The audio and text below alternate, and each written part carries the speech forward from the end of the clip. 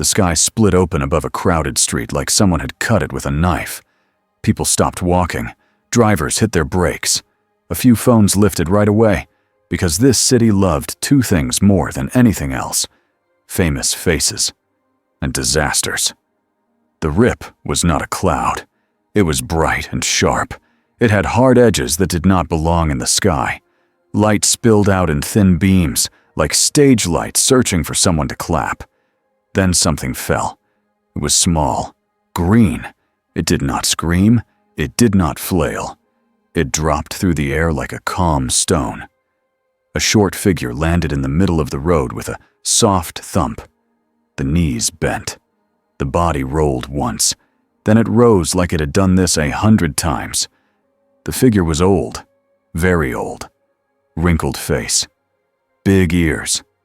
Simple robe that looked like it belonged in a museum, not in a city full of billboards. A little green man stood in the road, while horns blasted around him. He blinked once.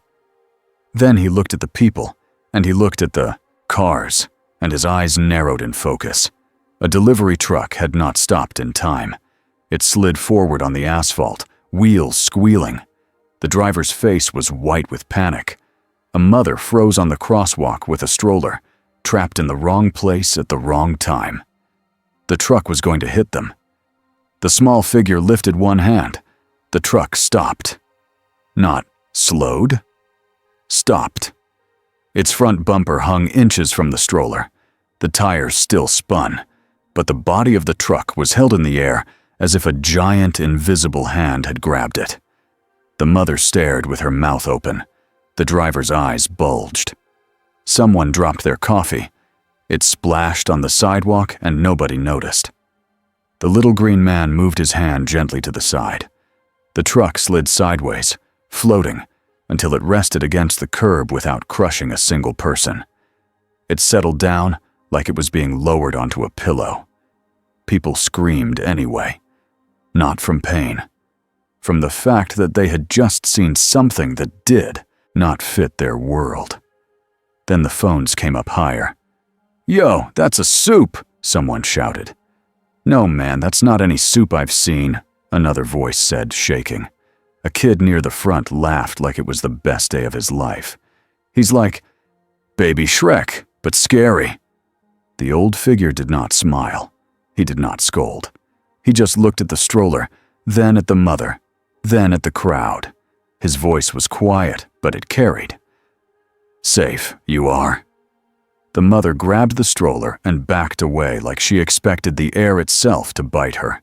The little green man turned his head slightly, like he was listening to something most people could not hear. He felt fear everywhere. It sat in the crowd like a smell. But under it, there was something worse, something heavy, something proud. A siren wailed. Black SUVs pushed through traffic. Men in tactical gear poured out with rifles and hard eyes. Their jackets had a symbol on them that was on half the buildings in the city. Vought, one of the men raised a megaphone. "Unknown individual, hands where we can see them. Do not move." The crowd leaned in, hungry for the show. The small figure looked at the weapons, then at the man's face. He seemed more tired than afraid. "Why threaten?" he asked. The man's jaw tightened. "This is a public safety situation. You are to come with us." The little green man tilted his head. "No." It was said like a simple fact, not a challenge, not a shout. The Vote men tightened their circle. One of them muttered, "Great." Another one. A camera drone hovered above them. It had a bright red Vote logo. It adjusted angle, like it was searching for the best hero shot.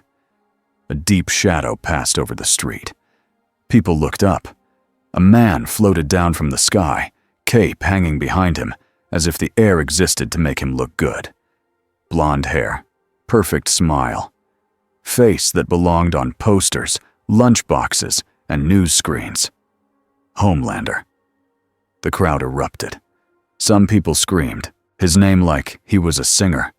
Others cried like he was a god. Homelander hovered a few feet off the ground, and spread his arms wide. "Hey, hey, hey," he said, voice warm like honey. "Let's all calm down." His eyes moved to the small figure. His smile did not change, but something behind it did. His gaze was sharp, measuring, like a hunter seeing a new kind of animal. Homelander floated lower until he was face to face with the little green man. He leaned forward, grin still bright for the cameras.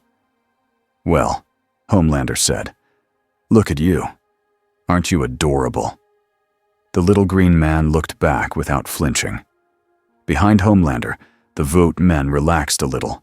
The cameras zoomed in. The drone adjusted again. Homelander extended a hand, palm open, like a generous king. "Come on," he said softly. "Let's do this the easy way. Smile. Shake my hand. We'll get you cleaned up. Get you a nice little outfit. Maybe a cute nickname. The people will love you." "Why?" Little green man stared at the hand for a long moment. Then he said, "A mask you wear." The crowd went quiet for half a second, like the world had missed a beat. Homelander's smile froze, just a tiny bit. The little green man did not take the hand. "Why?" Homelander asked, still smiling, voice gentle. "Would you say that?"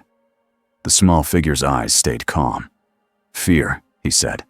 "Inside you. Loud."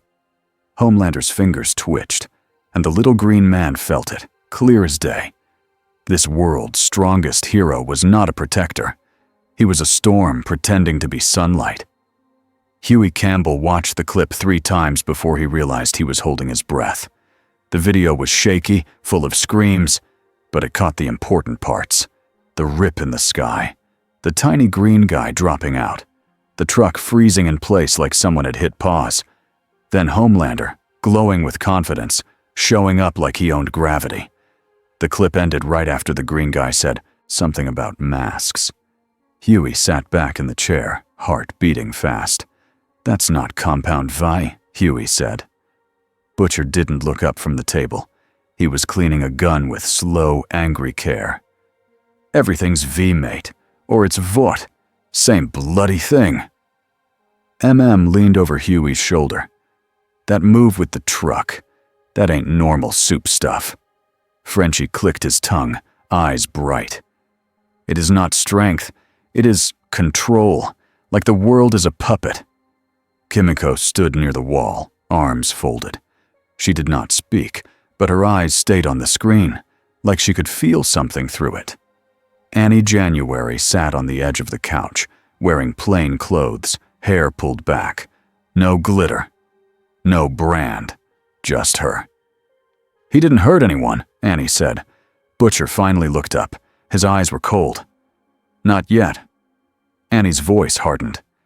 "He saved a baby." Butcher spread his hands. "Lovely. So did Homelander once, for the cameras." Huey flinched. That memory still stung. The way Homelander smiled while people died. Mallory's voice crackled from a small speaker on the table. "I want eyes on him, now." Butcher leaned closer to the speaker. "With respect, ma'am, we've got about 10 fires burning." "This one is new," Mallory said, "and Vought wants him. That means he matters." Rubbed his forehead. "Or it means they want to own him." Mallory didn't deny it. "Exactly." Huey looked at Annie. "Do you think he's good?" Annie hesitated. "I think he's real."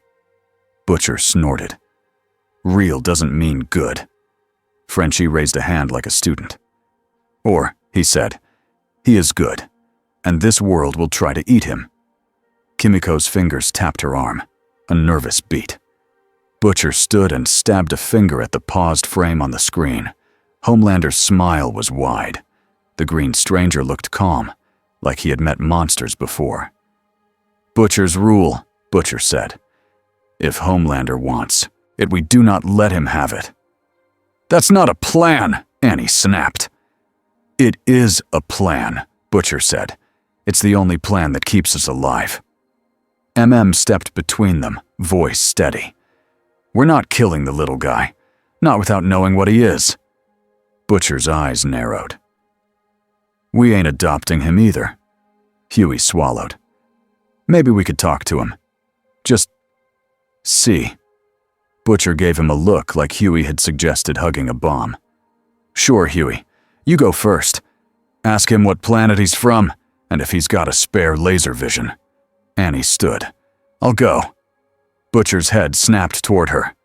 No. I'm the only one Homelander won't shoot on sight, Annie said. At least not right away. And if this guy is scared, he's not going to trust you. Butcher smiled without warmth. Everyone should be scared of me.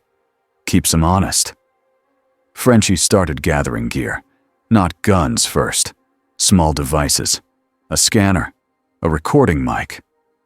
A little bag of tools. MM watched him. What's all that for?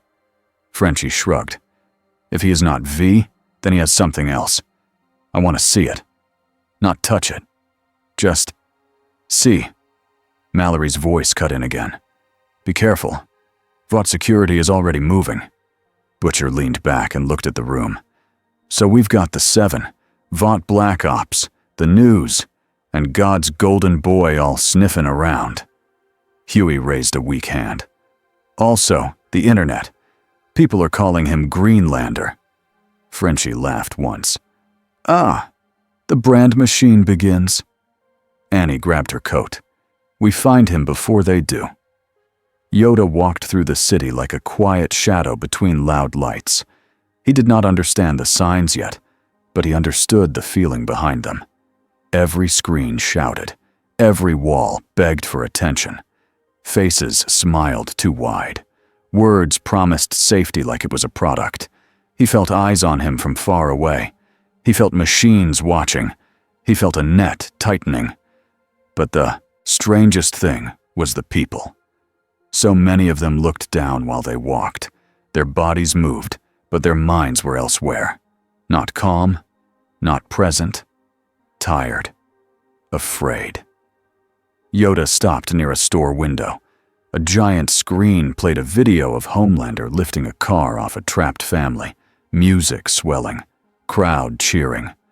The clip ended with Homelander looking into the camera and saying, "We keep you safe." Yoda watched the man smile. He felt the darkness behind it, like rot under paint. A lie, Yoda said quietly. A passerby heard him and frowned. What? Yoda turned. The passerby was a woman in plain clothes, blonde hair tucked under a hat, eyes alert. Her body was tense, like she was ready to run or fight. But her face was not cruel. Many lies, Yoda said. The woman took a slow step closer. You're the guy from the video. Yoda studied her. Light was in her. Hurt, too. Like a candle that had been blown on too many times but refused to go out. You... Not like them, Yoda said. The woman swallowed. I'm trying. Yoda nodded once, like he accepted that. I am Annie, she said, voice soft. Can we talk somewhere safer? Yoda glanced up at the sky. He felt the rip was gone, but the pull was still. Somewhere. Faint. Safe place, he said. Yes. Annie led him down an alley, then through a side door into a quiet back area of an old building. The smell was dust and stale coffee. It was not pretty, but it was hidden. Then 4 more people stepped into view. A big man with kind eyes and tension in his shoulders. A thin man with nervous hands. A wild-eyed man with a grin like trouble. And a rough man with a stare like a knife. The rough man stepped forward first. Well, Butcher said, looking Yoda up and down. You're not what I expected. Yoda met his eyes. He felt pain in this one. A deep wound. And something else. Anger that had been fed for a long time. Trouble, you are, Yoda said. Butcher barked a laugh. Right back at ya. Huey raised a hand in a small wave. Hi, I'm Huey. Sorry about all this. Yoda looked at Huey and felt fear, but also a good heart. Brave, Yoda said. In you, I see. Huey blinked. Thanks, I think.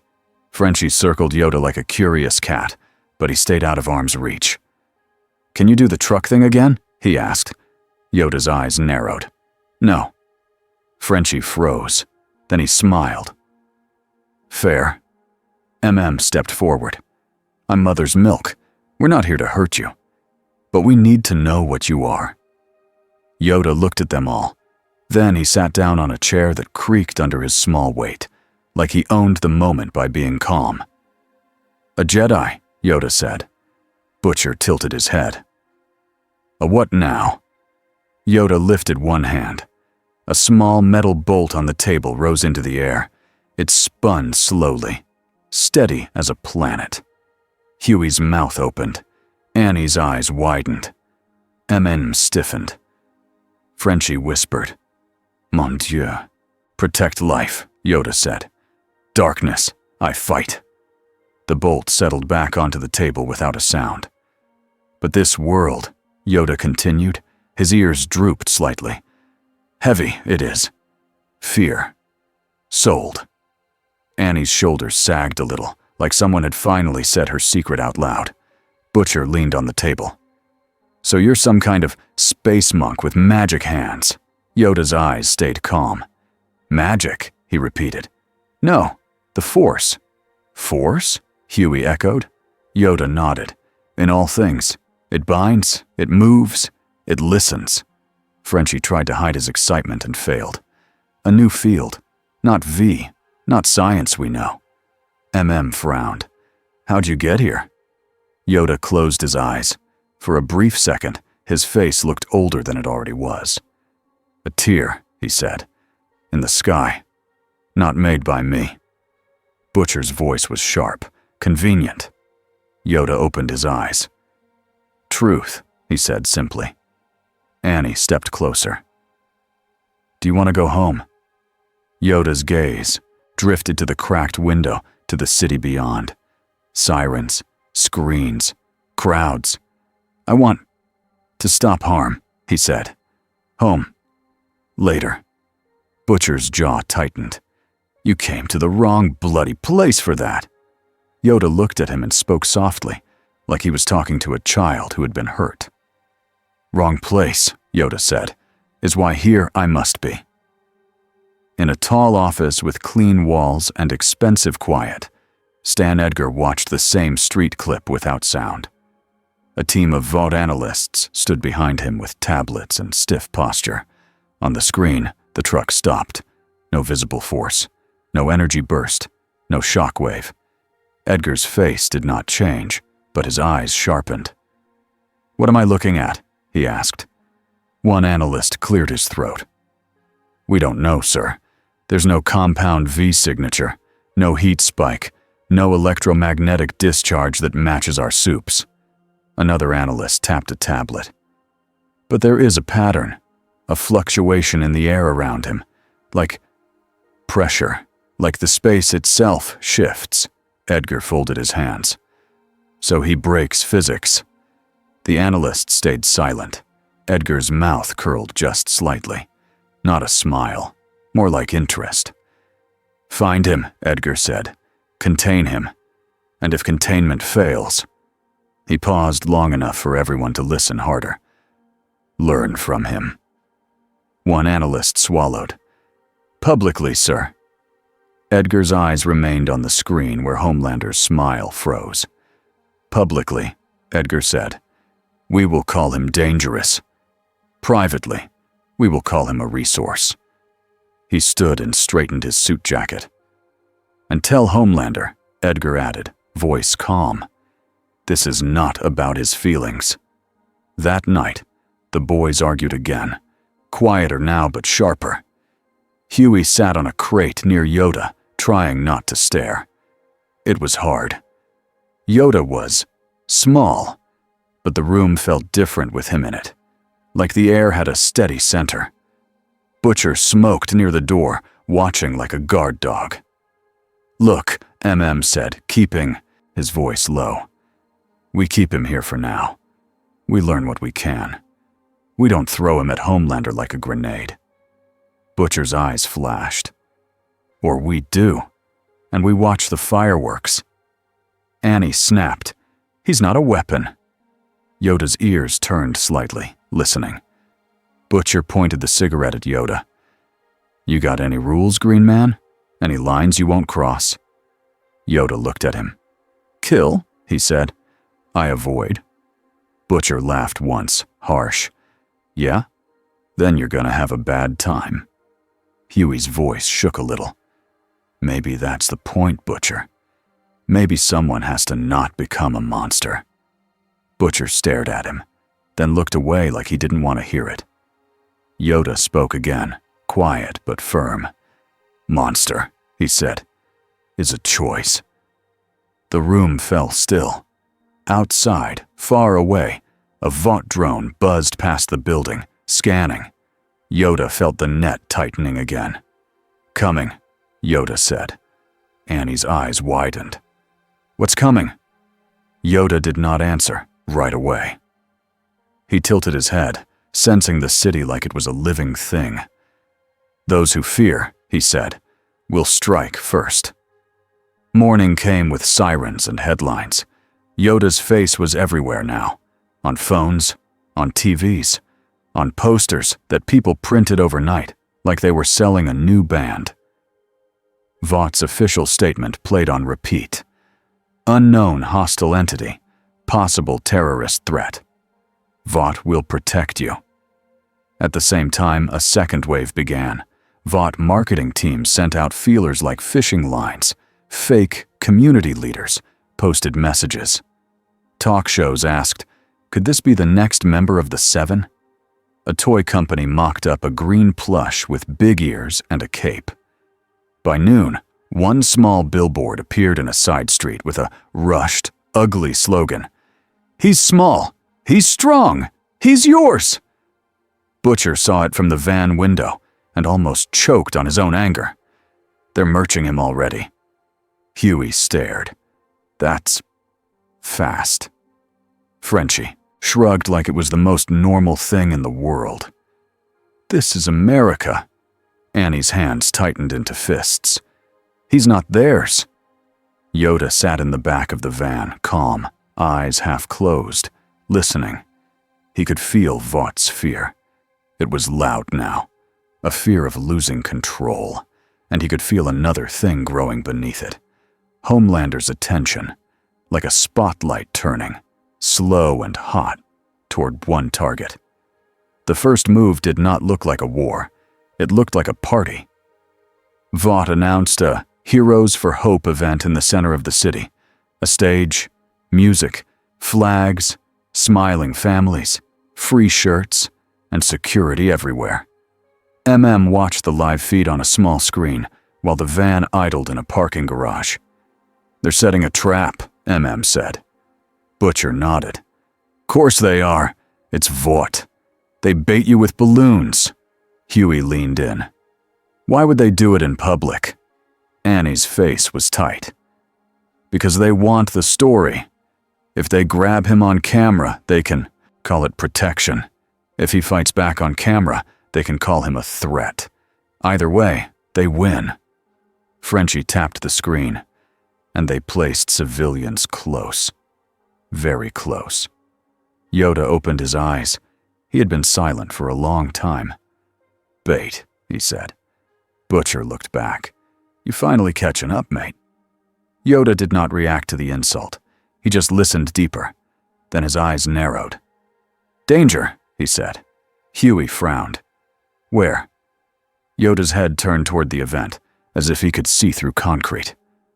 "Under," Yoda said. MM's jaw clenched. "Explosives?" Annie's breath caught. "They wouldn't." Butcher's laugh was cold. "They would. They have. They'll blame someone else and cash the check." Yoda stood, robe shifting softly. The van felt smaller when he stood, like a quiet storm had decided to move. "People," Yoda said, "must be saved." Grabbed his arm lightly. "We can't just drive into the middle of a Vought event." Yoda looked up at His gaze was kind, but it did not bend. "Then," Yoda said, "we go quietly." From above, The Heroes for Hope event looked perfect. Homelander hovered behind the stage for a moment, letting the crowd chant his name before he appeared. He liked the sound. It was like warm water around his skin. He watched a sea of faces, smiles, tears. Phones lifted like prayers. He could do anything in this moment. And then he saw the thing that ruined it. A tiny shape on the edge of the crowd, moving against the flow. Green. Homelander's eyes narrowed. He did not need to ask who it was. He could feel it now, the same way he could feel a room when it got quiet. This was not a fan. This was not prey. This was a problem. Homelander smiled wider anyway and flew up to the stage, arms open. "My beautiful people," he boomed. Cheers hit him like a wave. Behind his smile, his mind was sharp and angry. "You came to my house," he thought at the green figure. "You think you can stand there and judge me?" On the ground, hidden under the stage, Vought security teams waited near a sealed metal case. Inside were devices Edgar's people called containment anchors. Heavy, dense, built to pin down strong soups with gravity-like force and sonic pulses. They did not know if it would work, but they would try. Edgar had said one thing in his calm voice: "We are not losing this asset in public." Homelander had said nothing back. He did not care about assets. He cared about being the only sun in the sky. Yoda moved through the crowd without shoving anyone. When people bumped into him, they did not even notice. Their eyes slid away, like their minds refused to focus on him. A simple push in their thoughts. Not to hurt, just to pass. Annie stayed close, hat low, eyes scanning. Huey's heart hammered. He hated crowds now. Crowds meant panic. Panic meant death. Butcher kept one hand near his coat. Temp 5 was in his pocket, like a hot stone. and Frenchie spread wider, watching exits. Yoda stopped, his ears tilted. He felt the danger clearly now. It was not just one bomb. It was several. Placed under the stage supports and in 2 nearby trucks. Enough to make a terror attack that would look real on camera. He felt hands on triggers. He felt fear in the security teams, not because of civilians, but because their plan might fail. Yoda closed his eyes for a single breath. Then he moved. He walked toward the stage. 2 Vought guards stepped into his path. One barked, "Hey, you can't!" Yoda lifted 2 fingers. The guards froze. Not like statues, like their muscles had forgotten how to move. Yoda did not smile. He did not boast. He just kept walking. Annie whispered, "Oh my God." Huey swallowed. "He didn't even touch them." Butcher muttered, "Yeah, that's what worries me." Yoda reached the edge of the stage. The music was loud. The crowd roared. Homelander was speaking about hope and family. Yoda looked up at him. Homelander's eyes found him instantly. For a fraction of a second, the smile on Homelander's face became real anger.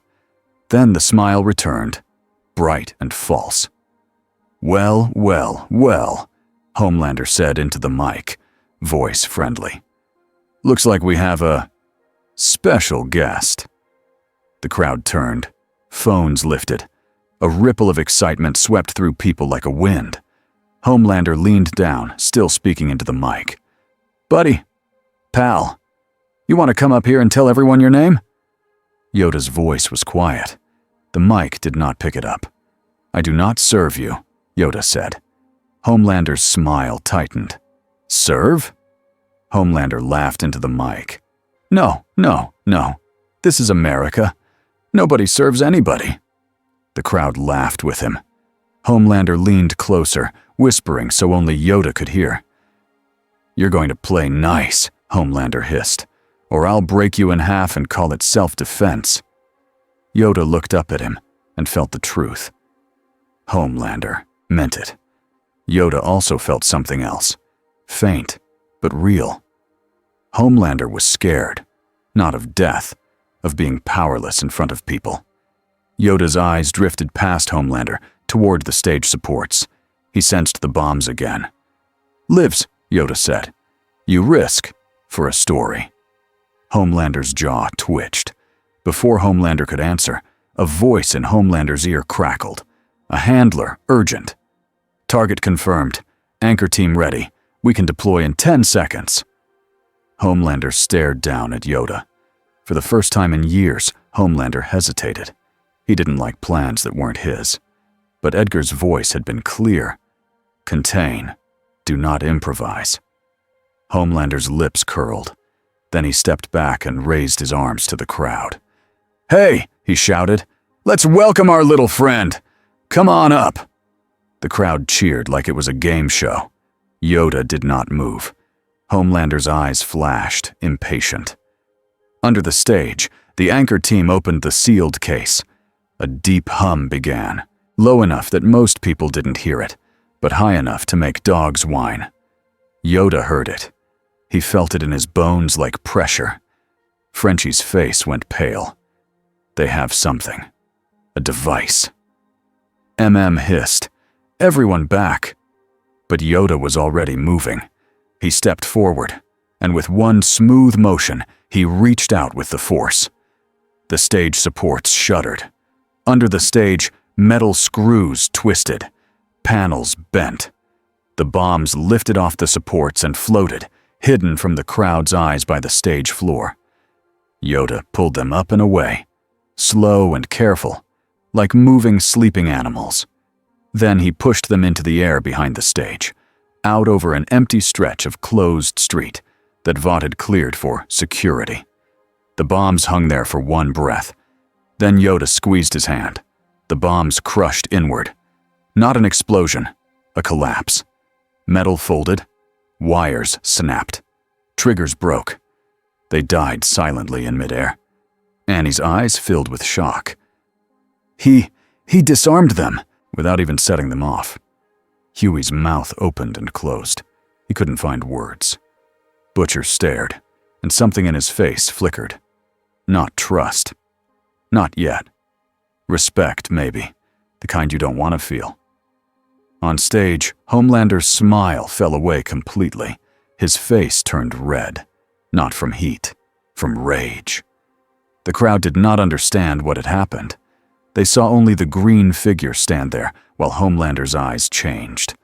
Homelander's voice dropped. "No mic now." "You just embarrassed me." Yoda's answer was simple. "You endangered them." Homelander's eyes flashed like hot glass. "I'm the only reason they're alive." Yoda's gaze swept the crowd. Parents, kids, old people, tired workers, people who had no idea they were used as bait.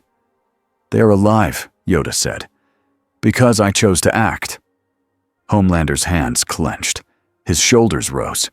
He didn't care about the bombs anymore. He cared about the feeling that someone had stepped into his spotlight and made him look small. Under the stage, the anchor team panicked. "He neutralized the explosives," one agent whispered. "Deploy anchors anyway." The case opened fully. 2 heavy devices slid forward on rails. They fired. Invisible pressure slammed up from below the stage like a fist. The air around Yoda thickened. Dust lifted. The stage boards creaked. It was like gravity had doubled only around him. Yoda's knees bent slightly. Huey's eyes widened. "They're pinning him!" Butcher's grin was sharp. "They planned for him!" Yoda did not panic. He inhaled once, slow. His body stayed small, but his presence felt larger, like the room was now centered on him. He lifted his hand again. The anchors trembled below the stage, as if they were animals that sensed a bigger predator. Yoda reached through the pressure, through the noise, through the hum. Then he pulled. The anchors ripped free from their rails. Metal screamed, sparks flew, agents below cursed, and stumbled back. The devices tore up through the stage floor in a burst of splinters. The crowd screamed and backed away. Homelander threw his arms out dramatically, turning toward the cameras like he had planned this part. "Everyone stay calm." His eyes never left Yoda. The anchors rose into the air, held between Yoda's hands. Yoda examined them for 1 second. Then he crushed them into tight metal balls. No explosion, no flare, just control. The metal balls dropped to the stage with heavy thuds. Silence hit the crowd like a slap. Homelander's face twitched. He felt it. Every person was looking at the green stranger now. Not at him. Homelander's eyes glowed red. Annie's body tensed. No! No! No! No! Homelander fired. 2 red beams snapped out like angry lines across the air. Yoda moved. Not fast, like a blur to impress. Fast, like a master who already knows where the danger will be. A green blade ignited in his hand, with a sharp hum. The lightsaber caught the laser. Beams! The sound was violent. Heat hissed. Sparks sprayed. The crowd screamed again. People fell over each other trying to run. Homelander's eyes widened, just a little. He had never seen anyone block his lasers like that. Yoda stepped forward, lightsaber angled, and he pushed with the force. A wave of pressure hit Homelander's chest. Homelander flew backward off the stage, slamming into a large Vought banner frame. Metal bent around his shoulders. He tore free instantly, furious. Now the fight was real. Above the stage, Homelander shot upward, then dove down like a missile. Yoda leaped. His small body rose higher than it should, as if the air itself had become a stepping stone. He met Homelander in the air. Their clash cracked the sound of the event like thunder. Huey watched with shaking hands. It looked impossible. Homelander was a flying tank. Yoda was smaller than a kid's backpack. And yet Homelander kept missing. Not because he was slow, because Yoda was always 1 move ahead. Homelander swung a fist. Yoda turned sideways in midair and let the punch pass by his robe. Yoda tapped Homelander's arm with the flat of the saber, not cutting, just warning. Homelander snarled, "Stop dodging!" Yoda's voice stayed calm. "Stop hurting!" Homelander blasted lasers again. Yoda angled the saber and deflected the beams up into the sky, away from the crowd. Then Yoda lifted his free hand and pulled hard. Homelander's cape yanked backward, as if caught by a giant hook. Homelander spun in the air, surprised, and for a split second his balance broke. Yoda pushed again, not at Homelander's body, but at the space around him. Homelander slammed into the side of the stage structure. Speakers burst, lights shattered, wood and metal rained down. People screamed and ran. MM grabbed a little boy who had fallen and yanked him to safety. Annie used her light to blind cameras for a moment, trying to stop the best angles from catching the chaos. Frenchie shouted, "This is not a fight. This is a disaster." Butcher's eyes stayed glued to the sky. He looked thrilled and sick at the same time. "Come on," Butcher whispered. "Show me what you can really do." Yoda could have cut Homelander. He could have driven the blade through him when Homelander stumbled. But Yoda did not. He saw something behind the rage. A child's hunger. A person built wrong. Yoda refused to become what this world expected. Homelander recovered and hovered, chest heaving, eyes wild. He glanced down and saw the cameras, saw the crowd, saw the fear. A thought snapped into place. If he killed Yoda in front of everyone, the crowd might cheer, or they might question him. And if they questioned him, Edgar would tighten the leash. Homelander's jaw clenched. He changed tactics. He dropped toward the crowd, fast. He grabbed a fallen steel beam and hurled it into a packed area where people were running. Not to kill them. Not exactly. To force Yoda to choose. Huey's blood went cold. Oh my God. The steel beam flew like a spear. Yoda's head snapped toward it. In that instant, Homelander surged forward, aiming to hit Yoda from behind. But Yoda was already moving. He flicked his hand at the beam first. It stopped in midair. Then he flicked his hand again. The beam spun and laid itself down gently on the street, like someone had set it on the ground. The crowd froze, staring at it, then ran again. At the same time, Yoda twisted his body in the air and raised the saber. Homelander's punch hit the saber's flat and slid off, sparks flying. Homelander roared in frustration, but he could not get a clean hit without risking hitting people. And every time he fired lasers, Yoda redirected them away. Homelander could have gone full wild. He could have melted the whole stage, the crowd, the buildings. But even Homelander had one chain on him, his image. He needed to be loved. And right now, he could feel love turning into confusion. He could hear it in the crowd's voices, not cheers, questions. What is that sword? He stopped the bomb. Why is Homelander attacking him? Homelander's nostrils flared. He stopped midair, forcing himself to breathe. Then he dropped his smile back onto his face like a mask. He turned to the cameras and spread his arms again. "Everybody! Everybody!" he shouted, voice booming. "This is under control." Yoda hovered a short distance away, feet not touching anything, as calm as a stone in a river. Homelander pointed at Yoda like he was pointing at a villain on a poster. "This creature is dangerous. He has unknown powers. He interfered with Vought security. He attacked me when I tried to help." Yoda's eyes narrowed. "Lies," Yoda said. Quiet. The mic did not catch it, but the people closest heard. Some did. Enough. Homelander's smile tightened again. He leaned closer, whispering, voice low and shaking with hate. "This is not over," Homelander said. "You don't get to stand in my world and call me fake." Yoda's answer was simple. "Real, you are," he said. "But good, you are not." Homelander's eyes flashed red again. Then, instead of attacking, he rose higher. Fast, like he was leaving on purpose. He lifted a hand to the crowd, waving like a hero. "I'll take it from here," he called. "Vought will handle this." He shot into the sky and vanished between buildings, leaving a trail of wind and broken lights behind him. For a second, the crowd didn't know what to do. They'd never seen Homelander leave a fight like that. Then the Vought security team surged in, shouting orders, trying to control the scene. Annie grabbed Yoda's arm. "We have to go, now." Yoda looked down at the people. Some stared at him with fear. Some stared at him with wonder. He could feel the story being built around him already, like a cage being welded. Yoda nodded once.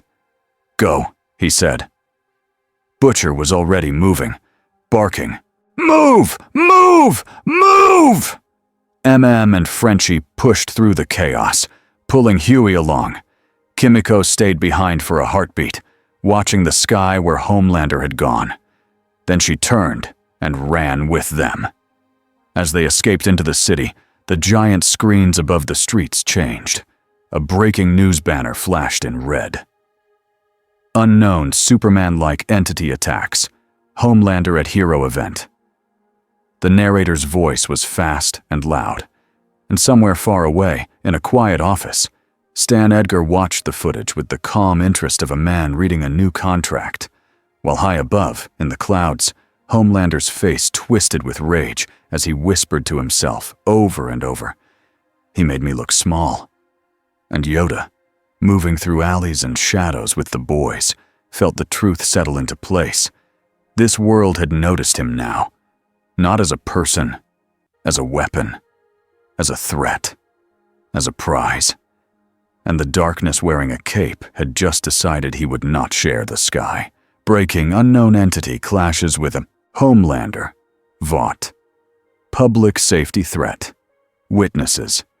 He stopped bombs. The video was everywhere before the boys even finished changing vehicles. It played on phones and taxis. It played on screens in bars. It played on the giant billboards that hung over the streets like loud, glowing clouds. Each replay made it worse, not because Yoda looked evil, because the story got edited. The clip always started with the stage shaking. It always showed people screaming. It always cut away from the moment the bombs were crushed in the air. It always zoomed in on Homelander's face when his eyes flashed red, like he was defending the crowd. Then it ended with a freeze frame of Yoda's green blade. The voice on the news was fast and excited. Is this a new soup? A foreign weapon? A terrorist? Vought says the public is in danger. In the back seat of a stolen sedan, Huey watched the screen with his stomach twisting. That is not what happened, he said, for the 5th time. Butcher didn't look back. He drove with both hands tight on the wheel, jaw clenched like he was chewing nails. Welcome to the bloody show, Butcher said. Annie sat beside Huey, eyes fixed out the window. She looked like she was trying not to shake. They had bombs, Annie whispered. They were going to blow up their own crowd. In the passenger seat, stared at the road ahead. He didn't argue. He didn't curse. He just looked tired in a way Huey hated, because it meant was doing math in his head about how many people could die next. In the very back, Yoda sat on a folded blanket, small hands resting on his knees. His eyes were half closed. Huey expected him to look confused, or scared, or angry. But Yoda looked sad. Not at the bad headlines, at the fact that people believed them. You hear it? Butcher asked, voice rough. They're calling you Green Terror. Yoda opened his eyes. A name, he said. To Chain. Frenchie, riding in another car with Kimiko, sent a message to MM's phone. Vought has a hotline now. Report sightings. Reward money. Huey read it and felt cold. They put a bounty on him, Huey said. Butcher snorted. Of course they did. It's not a hunt unless there's cash. Yoda's ears dipped slightly. Money, he said. A leash. Butcher glanced in the mirror, eyes sharp. You keep talking like that, and you'll start sounding like a fortune cookie. Yoda looked at him. Calm. Patient. Anger, Yoda said. Burns you. Butcher's grip tightened on the wheel. He didn't answer, because answering would mean admitting the little green stranger had touched a real nerve. They reached a new hideout before sunset. It was smaller, dirtier, quieter. No windows worth looking out of. Concrete walls. A place that smelled like old paint and damp. Perfect. The moment they stepped inside, Frenchie started setting devices near the doors. Checked. Locks. Annie took out her phone and immediately turned it off like it was poison. Huey watched Yoda walk slowly around the room as if he was tasting the air.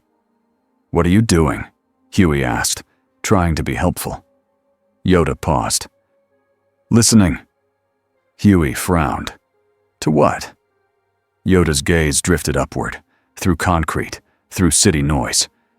Fear, he said. Any voices? Huey swallowed. He knew what fear sounded like, even without force powers.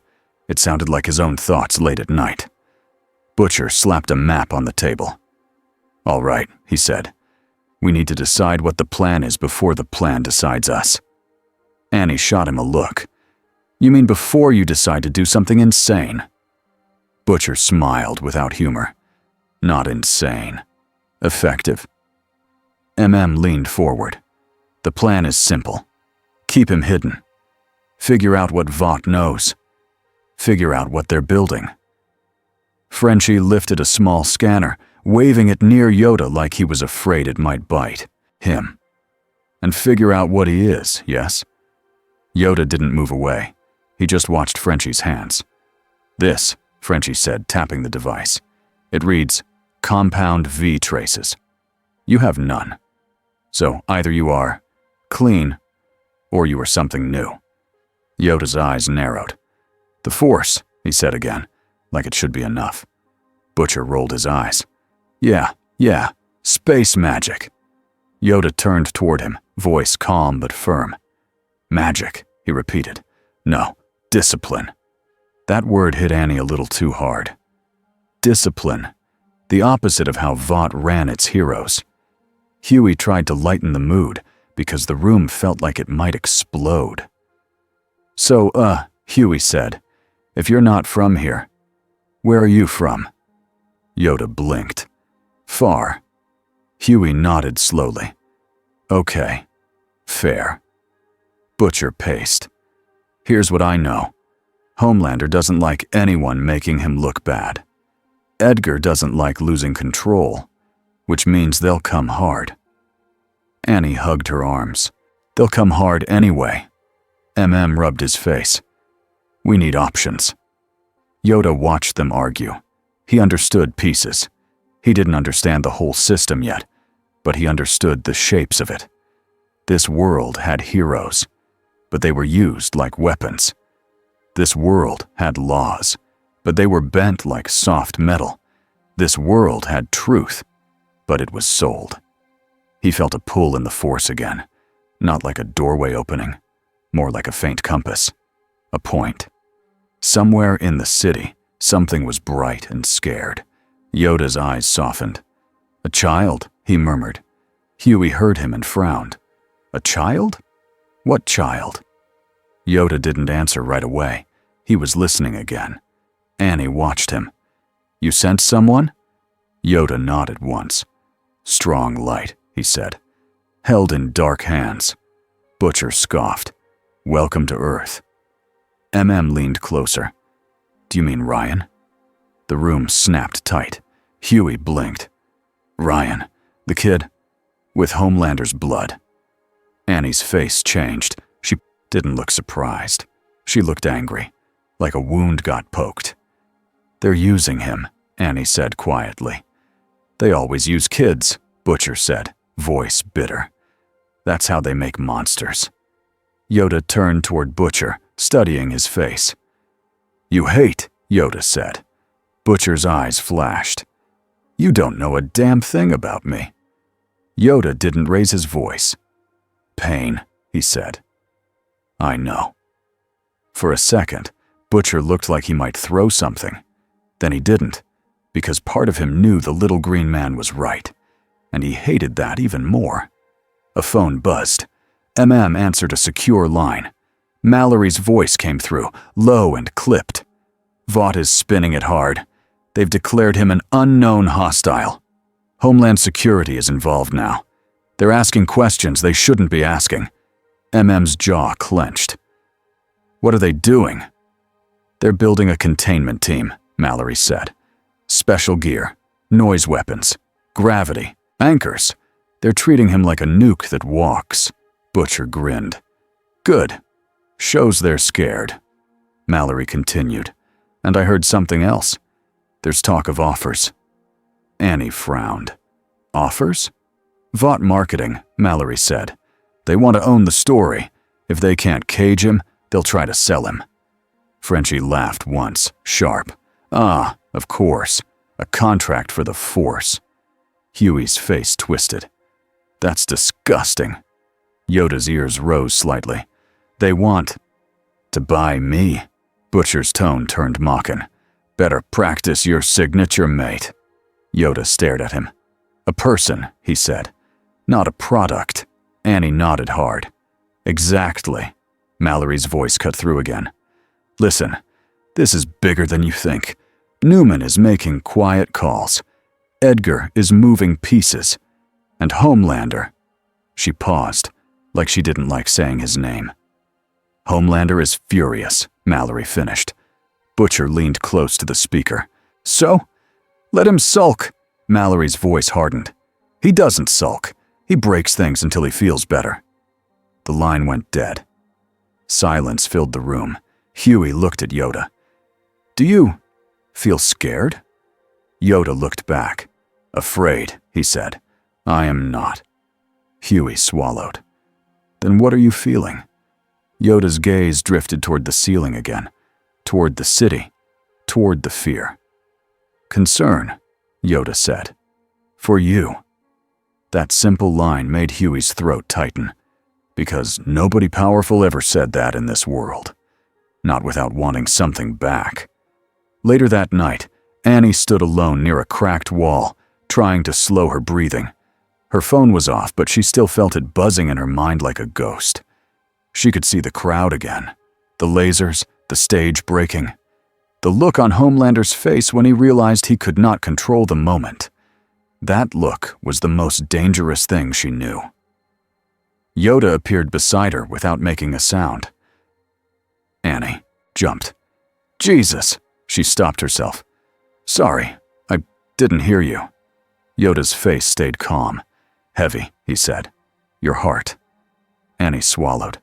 I keep thinking, if he had decided to go all the way, he could have killed everyone. Yoda nodded once. Yes. Annie blinked. That's it? Yes. Yoda looked at her kindly. Truth, he said, is simple. Annie exhaled. Bitter. Then what do we do? He's like a bomb that can fly. Yoda's eyes narrowed. A bomb, he said, chooses nothing. He chooses. Annie frowned. So you think he can change? Yoda didn't answer right away. He looked like he was weighing something heavy inside. Change, Yoda said, is hard. But choice, always there.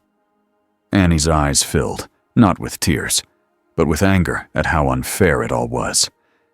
He doesn't want to change, she said. He wants to be worshipped. Yoda's voice was quiet.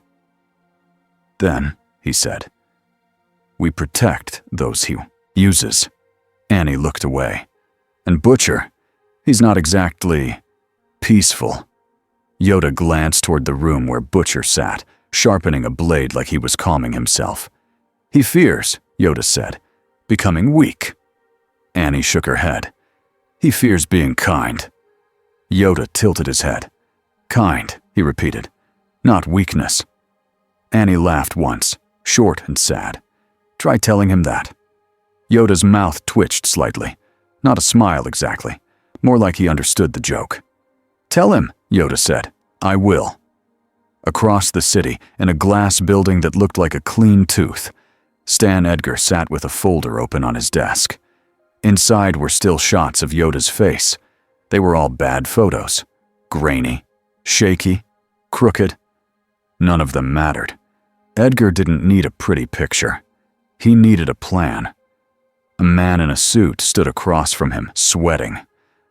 Sir, the social media team says the public is split. Edgar didn't look up. Of course they are. Some think he's a hero, the man continued. Some think he's a monster. Edgar flipped a page. Good. The man hesitated. Good? Edgar's voice stayed calm. A split crowd is easier to guide. If everyone agrees, we can't sell the argument. He tapped the folder. Our goal is simple. We either contain him, or we make him useful. And Homelander? The man asked carefully. Edgar finally looked up. Homelander is emotional. The man swallowed. Yes, sir. Edgar's gaze sharpened. Which is why you will not let him lead this operation. You will let him believe he leads it. The man nodded quickly. Edgar leaned back. Bring me Newman. The man blinked. Congresswoman Newman? Edgar's eyes stayed steady. Yes. A few hours later, Victoria Newman sat in Edgar's office like she belonged there. She wore a calm smile, the kind that made people feel safe. It was a mask. But unlike Homelander's mask, hers fit perfectly. I'm sure you didn't invite me for coffee, Newman said. Edgar poured nothing. He offered no drink. This situation, Edgar said, is becoming inconvenient. Newman tilted her head. You mean the little green wizard who made your flagship hero look silly? Edgar's eyes did not change. I mean the unknown variable. Newman leaned forward slightly. What do you want from me? Edgar slid the folder across the desk. Newman opened it and scanned the photos. Cute, she said. Edgar's tone stayed flat. He's not cute. He's a threat to stability. Newman closed the folder. Or an opportunity.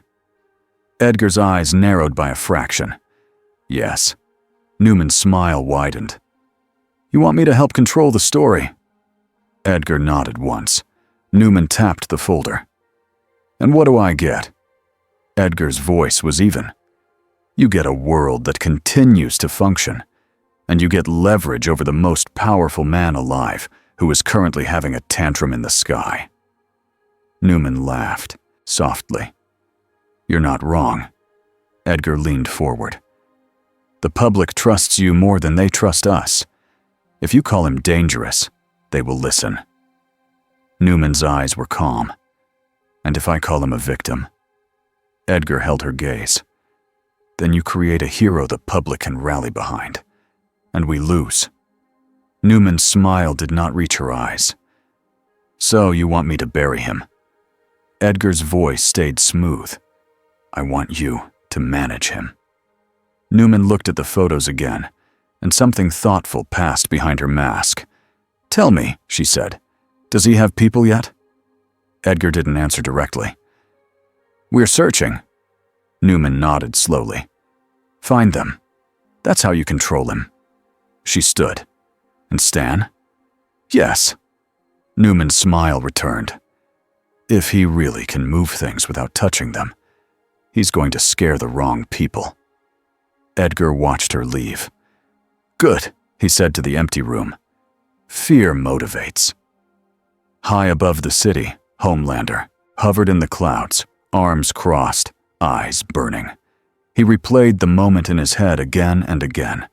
The crowd's silence, the lasers blocked, the way the little green thing had looked at him. Not impressed, not scared, just seeing him. Homelander hated being seen. He loved being watched. There was a difference. A Vault handler's voice crackled in his ear.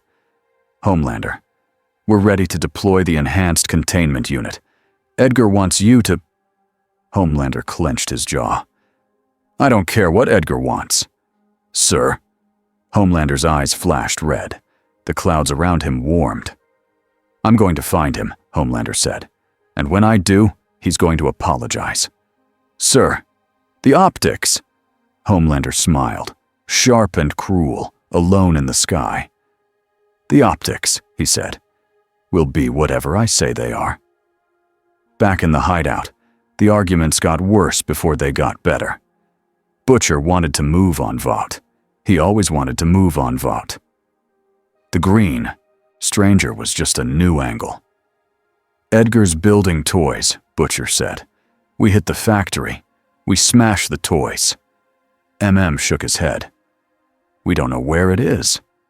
Frenchie held up a small hacked tablet. We know some shipping routes, some warehouses. Annie frowned. If we hit something without proof, they'll spin it as terrorism again. Butcher pointed at Yoda. They already called him a terrorist. Might as well earn the title. Yoda sat quietly, watching. When Butcher's voice rose, Yoda didn't flinch. He waited like a teacher waiting for a student to finish a tantrum. When Butcher finally paused to breathe, Yoda spoke. You want, Yoda said, to fight pain with pain. Butcher laughed. And you want to fight pain with bedtime stories. Yoda shook his head slightly. With discipline, he said. With purpose. Butcher stepped closer. Purpose? My purpose is killing Homelander. Yoda looked up at him. Calm. Steady. Then, Yoda said, he controls you. Butcher froze. That hit harder than any insult. Butcher's mouth opened, ready to spit fire. Then Huey spoke, quietly. He does, Huey said. Doesn't he? Butcher's eyes snapped to Huey. Shut it. Huey didn't. Not this time. You can't sleep, Huey said. You can't stop. It's like he's living in your head. Butcher's face twitched. He looked like he might swing at Huey. Stepped between them fast. Enough. Annie's voice was low. We don't have to like each other, but we have to be smart. Yoda nodded once. Smart, he said. Yes. Frenchie tapped the tablet. We can follow the net, he said. The drones, the signal, the money. There are patterns. Yoda listened to the word patterns, like it mattered, because it did. He could feel the city in patterns too. Fear spiking in certain places. Lies growing like weeds around certain faces. And the bright, scared light he sensed. Before, it was still there. Still trapped. Child, Yoda said again. Annie turned. You keep saying that. You really feel Ryan. Yoda nodded. Yes. MM's eyes tightened. If you're right, and Vought realizes you care, they'll use him. Butcher's voice turned sharp. They already use him. Yoda looked at Butcher, and for the first time his calm had an edge. Then we stop, Yoda said. Butcher stared. You want to save Homelander's kid? Yoda didn't blink. I want to save, he said. A child. Huey's throat tightened. Annie's eyes softened in a way that looked like relief, because finally someone said it cleanly. Nodded slowly. All right. We watch for Ryan. We watch for Vought moves. Butcher scoffed. And what? We go play babysitter? Yoda's gaze stayed steady. Yes, he said. We do. Butcher's laugh was bitter. This is mad. Yoda tilted his head. Mad, he said, is using children as shields. That ended the argument for the moment, because nobody had a comeback for truth said that plainly. That night, Vought made another move, not with guns, with paperwork. A Vought lawyer went on live TV and announced an official protection offer to the unknown entity. They used a friendly voice, smiling face, soft music behind the message. They promised safety. They promised a path home. They promised a team. And at the bottom of the screen, in tiny letters, they promised a cash reward for information leading to peaceful contact. Huey stared at it from the hideout's old TV. That's insane, Frenchie muttered. They offer contracts like candy. Butcher spat on the floor. They're trying to make him look like he's refusing help. Yoda watched, eyes narrowed. Trick, Yoda said. Annie crossed her arms. They want you to show up. They want you in a room they control. Yoda nodded once. Yes. Turned off the TV. So, we don't give them that. The next morning, Yoda sat alone in a corner of the hideout, legs crossed, eyes closed. Huey watched him for a while, unsure if he should speak. Finally, he whispered, Are you meditating? Yoda opened one eye. Yes. Huey hesitated. Does it work? Here. Yoda looked around the damp room, the cracked concrete, the hidden fear behind every plan. Harder, Yoda said, but needed. Huey sat down a few feet away. Can you teach me? Butcher's voice cut from across the room. Oh, for Huey! Huey ignored him. His voice was small. I don't want to be scared all the time. Yoda studied Huey's face. Then he nodded once. Sit, Yoda said. Huey sat. Yoda spoke slowly, simple. Breathe in, he said. Breathe out. Huey did. Feel feet, Yoda said. On ground. Huey swallowed. Okay. Fear, Yoda said, comes. You see it. You do not feed it. Huey frowned. How? Yoda's voice stayed gentle. You name it, he said. Then it shrinks. Huey's eyes lowered. I'm afraid of dying. And I'm afraid of becoming like Butcher. Butcher scoffed from the other side of the room, but he didn't interrupt. Yoda nodded. Good, he said. Truth. Huey blinked. That's good? Yoda's eyes softened. Truth, he said again, is the start.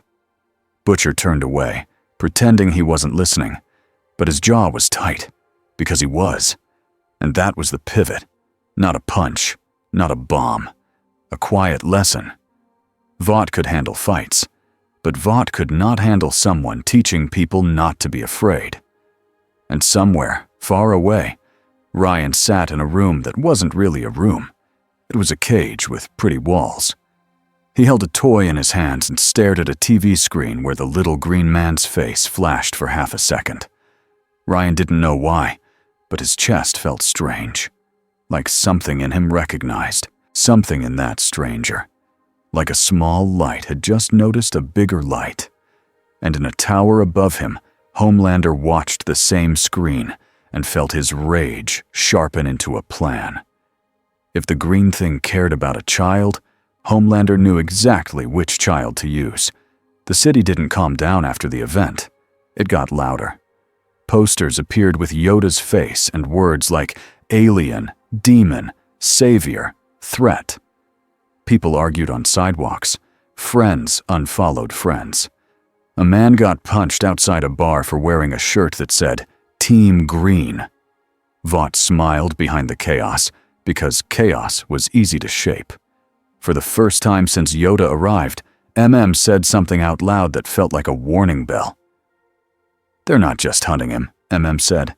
They're building the world around him. Butcher smirked. Let him build. We'll burn it down. Yoda looked at Butcher and spoke softly. Fire, Yoda said. Burns all. Butcher didn't answer. And that was the end of the first phase. The world now knew the anomaly existed. Now the world was choosing what to do with him. And the people with the most power were choosing the cruelest options first. The next step began with something small. Yoda asked for quiet. Not a new weapon. Not a mission. Not revenge. Quiet. Frowned when Yoda said it. You want to leave the hideout? Yoda nodded. To listen, he said. To find the tear. Butcher leaned on the table. We're not letting you wander around like some lost tourist. Yoda's eyes narrowed. Tourist, he repeated. No. Seeking. Annie stepped in. He means he needs a place to focus. Frenchie tapped his temple. He needs silence. The city is loud. Butcher scoffed. Yeah. No kidding. Yoda looked at Annie. And you, he said, need truth. Annie blinked. Yoda didn't let her dodge. You hide, he said, in bright light. Annie's throat tightened. She didn't deny it. Mem sighed. All right. We move him. Quiet place. Short time. Then back. Butcher raised a finger. And if we see even one drone? Kimiko cracked her knuckles softly. A promise without words. They chose an old community center on the edge of the city. It was closed. The windows were boarded. The inside was dusty, but the building had one thing the hideout didn't. Space. A small gym room, a back office, a hallway with doors that could be blocked. Frenchie went first and swept it for bugs. Then he put little devices in corners, listening for signals.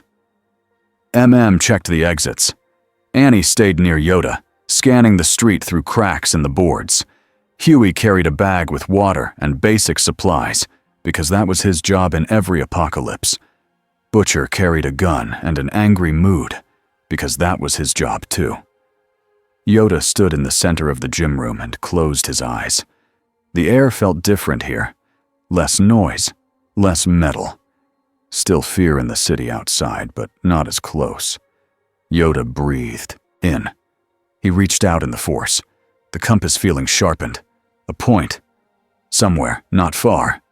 And another feeling, newer now, like a hand reaching back. Small, untrained, a child. Yoda opened his eyes and looked at the group. Here, he said, we learn. Butcher barked a laugh. We're not joining your yoga class. Yoda didn't smile. Not yoga, he said. Control. Huey hesitated, then raised his hand like a kid in school. What kind of learning? Yoda looked at him. Fear, he said. We learn it. Then we let it pass. Annie's shoulders dropped slightly, like she didn't realize she'd been holding tension all morning. Crossed his arms. And how does that help us stop Vought? Yoda's gaze was steady. If fear rules you, he said. Vought already wins. Butcher rolled his eyes. Brilliant. We'll defeat Vought with breathing. Yoda turned to him, calm but firm. No, he said. We defeat Vought with purpose. But purpose needs a clear mind. Butcher looked away, annoyed, but he didn't leave. Yoda started simple.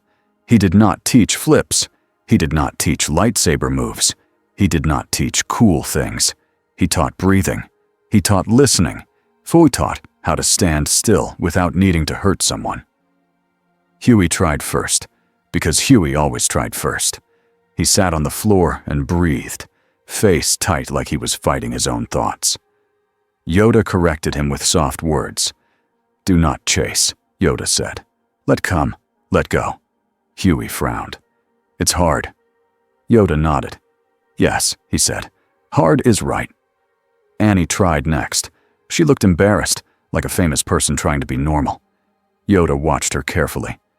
Your fear, he said, is shame. Annie flinched. That's not. Yoda didn't accuse. He didn't press. He just stated it. Annie's eyes watered a little. She swallowed. I did things, she whispered. For them. For my image. I let people get hurt. Yoda nodded. You see it, he said. That is strength. Stood still, but he didn't sit down. He watched with the eyes of a man who wanted to believe in something, but was scared to. Butcher. Butcher leaned against a wall and pretended the whole thing was a joke. Then Yoda turned to him. And you, Yoda said. Butcher raised his brows. Me what? Yoda's voice was quiet. Your fear, he said, is losing. Butcher laughed. No. My fear is that Homelander lives. Yoda took a slow step closer, looking up at him. No, Yoda said. Your fear is that if you stop hating, you will feel the hurt. The gym room went silent. Huey's eyes widened. Annie looked down. MM's jaw tightened. Butcher's face turned sharp like glass. Careful, Butcher said, voice low. Yoda did not move back. He did not flinch. Truth, Yoda said. Butcher's hands trembled slightly. He hid it by clenching fists. For a moment, it looked like Butcher might explode. Then a sound broke the tension. A low hum. Frenchie's head snapped up. His device blinked. Signal, Frenchie whispered. A drone. No. Many. Moved to the window crack. He saw them. Small black dots in the sky, moving in a grid. Not random. A sweep. They found the area, said. Annie's breath caught. How? Butcher snarled. Because this world is built on cameras. Yoda tilted his head, listening. He felt the hum, too. Not the drone motors, but something else. A pulse, faint, like a pressure wave searching. Not only drones, Yoda said. Then it hit. A sound burst into the building, not loud like a normal speaker, but sharp like a knife in the mind. Huey winced and grabbed his head. Annie staggered. Even Butcher's face twisted. Frenchie dropped his device. Sonic! The hum turned into a pattern. It wasn't just sound. It was sound designed to break focus, to make people panic. And then the second tool activated. The air thickened in the gym room, like the floor pulled harder. Not as strong as the stage anchors, but enough to make movement heavy. Cursed. They're using the anchors again. Butcher's grin was ugly. They brought toys. Yoda stood still through the pain. His eyes narrowed. He felt the devices outside. He felt the source. They had parked vans on both sides of the building. Inside the vans were machines. And inside the machines were people who believed they could control everything if they controlled the right buttons. Yoda lifted his hand. The sonic wave bent slightly, like a stream hitting a rock. It didn't stop fully. It was too wide, too many speakers. But it shifted. The pressure eased enough for Huey to breathe again. Annie steadied herself, eyes glowing faintly as she drew power from the building's electricity. Reached for his gun. Frenchie scrambled for his bag. Butcher's eyes were bright because danger made him feel alive. "Now," said. "We move." The Orm pushed into the hallway. The doors at the end slammed shut on their own, blocking the easiest exit. Huey froze. That wasn't us. Yoda's ears tilted. He felt it. A mind. Not like his. A mind pressing from the outside. Someone was pushing thoughts into the building, not just sound. A soup. A new kind. Annie's eyes widened. "They have a telepath." Frenchie shook his head fast. Not like him. Not clean. Not calm. The hallway lights flickered. The air buzzed. Huey's vision blurred for a second, like the world was trying to tilt. He heard a whisper that wasn't real. "Run. Hide. Your friends will die." Huey grabbed the wall, breathing hard. Yoda stepped in front of him. "Not yours," Yoda said softly, as if speaking to Huey's fear like it was a person. "Not truth." The whisper faded. Yoda looked down the hallway. "Someone," Yoda said, "touches minds." Butcher spat. "Great. Another soup freak." They reached the main entrance. It was blocked by a metal bar that hadn't been there before. From outside, a voice called through a loudspeaker. "Unknown entity," the voice said. "You are surrounded. For the safety of the public, you will surrender." Butcher laughed. "Safety of the public, my arse." Annie looked at Yoda. "What do we do?" Yoda closed his eyes. He could sense the team outside. Vought security with rifles, a few armored vehicles, drones above, and one person standing farther back, calm and focused. The mind toucher, the one pushing fear into the building. Yoda opened his eyes.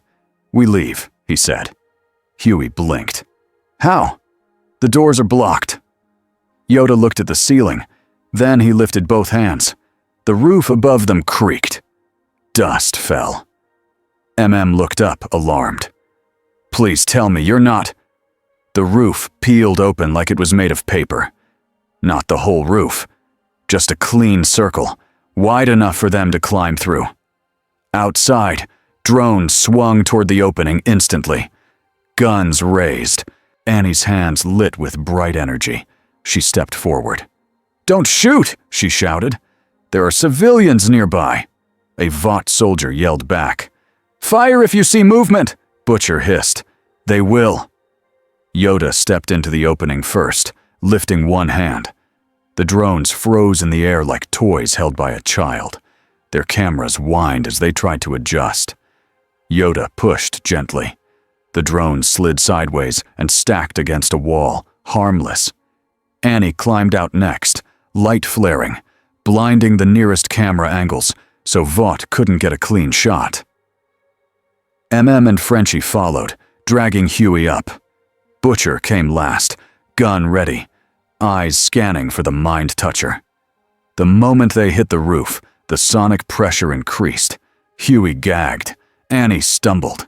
Yoda stayed steady, but his brow furrowed. The attack wasn't hurting him like a normal person. It was trying to break his focus. It was trying to make him slip. And now it came with a message, not spoken. Pushed. You can't protect them. Yoda felt it like a hand pressing against his mind. He turned toward the source. Across the street, standing near a van, was a soup with a shaved head and a blank stare.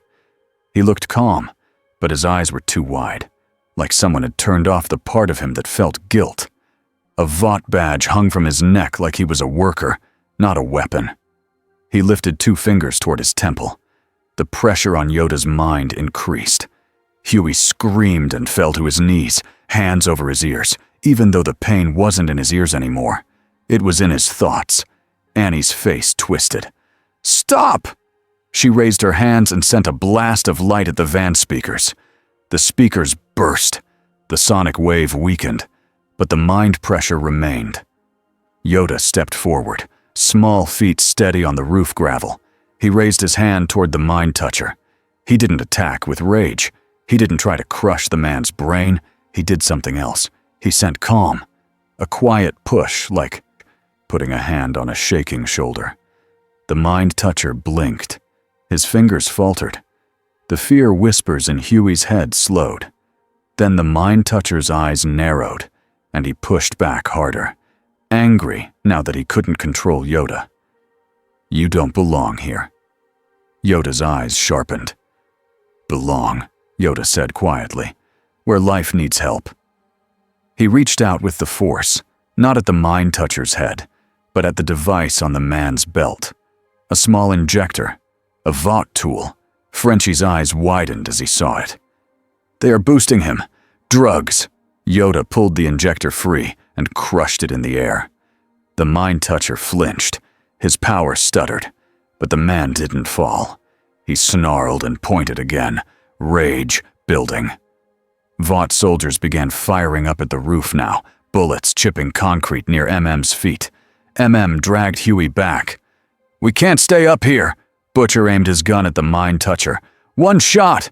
Annie snapped. "No, if you shoot him, they'll say we killed a hero." Butcher's finger tightened anyway. Yoda spoke, calm but urgent. "No killing," he said. Butcher growled. "Your rules get people dead." Yoda's eyes stayed on the mind toucher. "Not rule," he said. "Choice." Then Yoda moved. He leaped off the roof, not down into bullets like a fool. He leaped toward the street with control, floating the last part of the drop like he was stepping off a chair. Vought soldiers shouted. Guns tracked him. Yoda lifted his hand. Every rifle in the front line snapped upward, barrels pointing at the sky like magnets had pulled them. The soldiers panicked, fighting their own weapons. Yoda didn't hurt them. He just took their aim away. Then he turned toward the mind toucher, who pushed fear like a wave. Yoda ignited his lightsaber for one clean second. The green blade hummed. The mind toucher's eyes widened. He took a step back. Yoda didn't swing at him. He swung at the van's roof, slicing a neat line that cut through the speaker system and power cables. The van's equipment died in a shower of sparks. The mind pressure dropped like a curtain falling. Huey gasped on the roof, suddenly able to breathe. Annie's shoulders loosened. MM exhaled hard. Butcher's eyes narrowed. He could have cut that guy in half. Yoda turned, looking back up at them. "Could," Yoda said. "Did not." Frenchie whispered, half to himself. "He fights like a surgeon?" Butcher didn't like that word.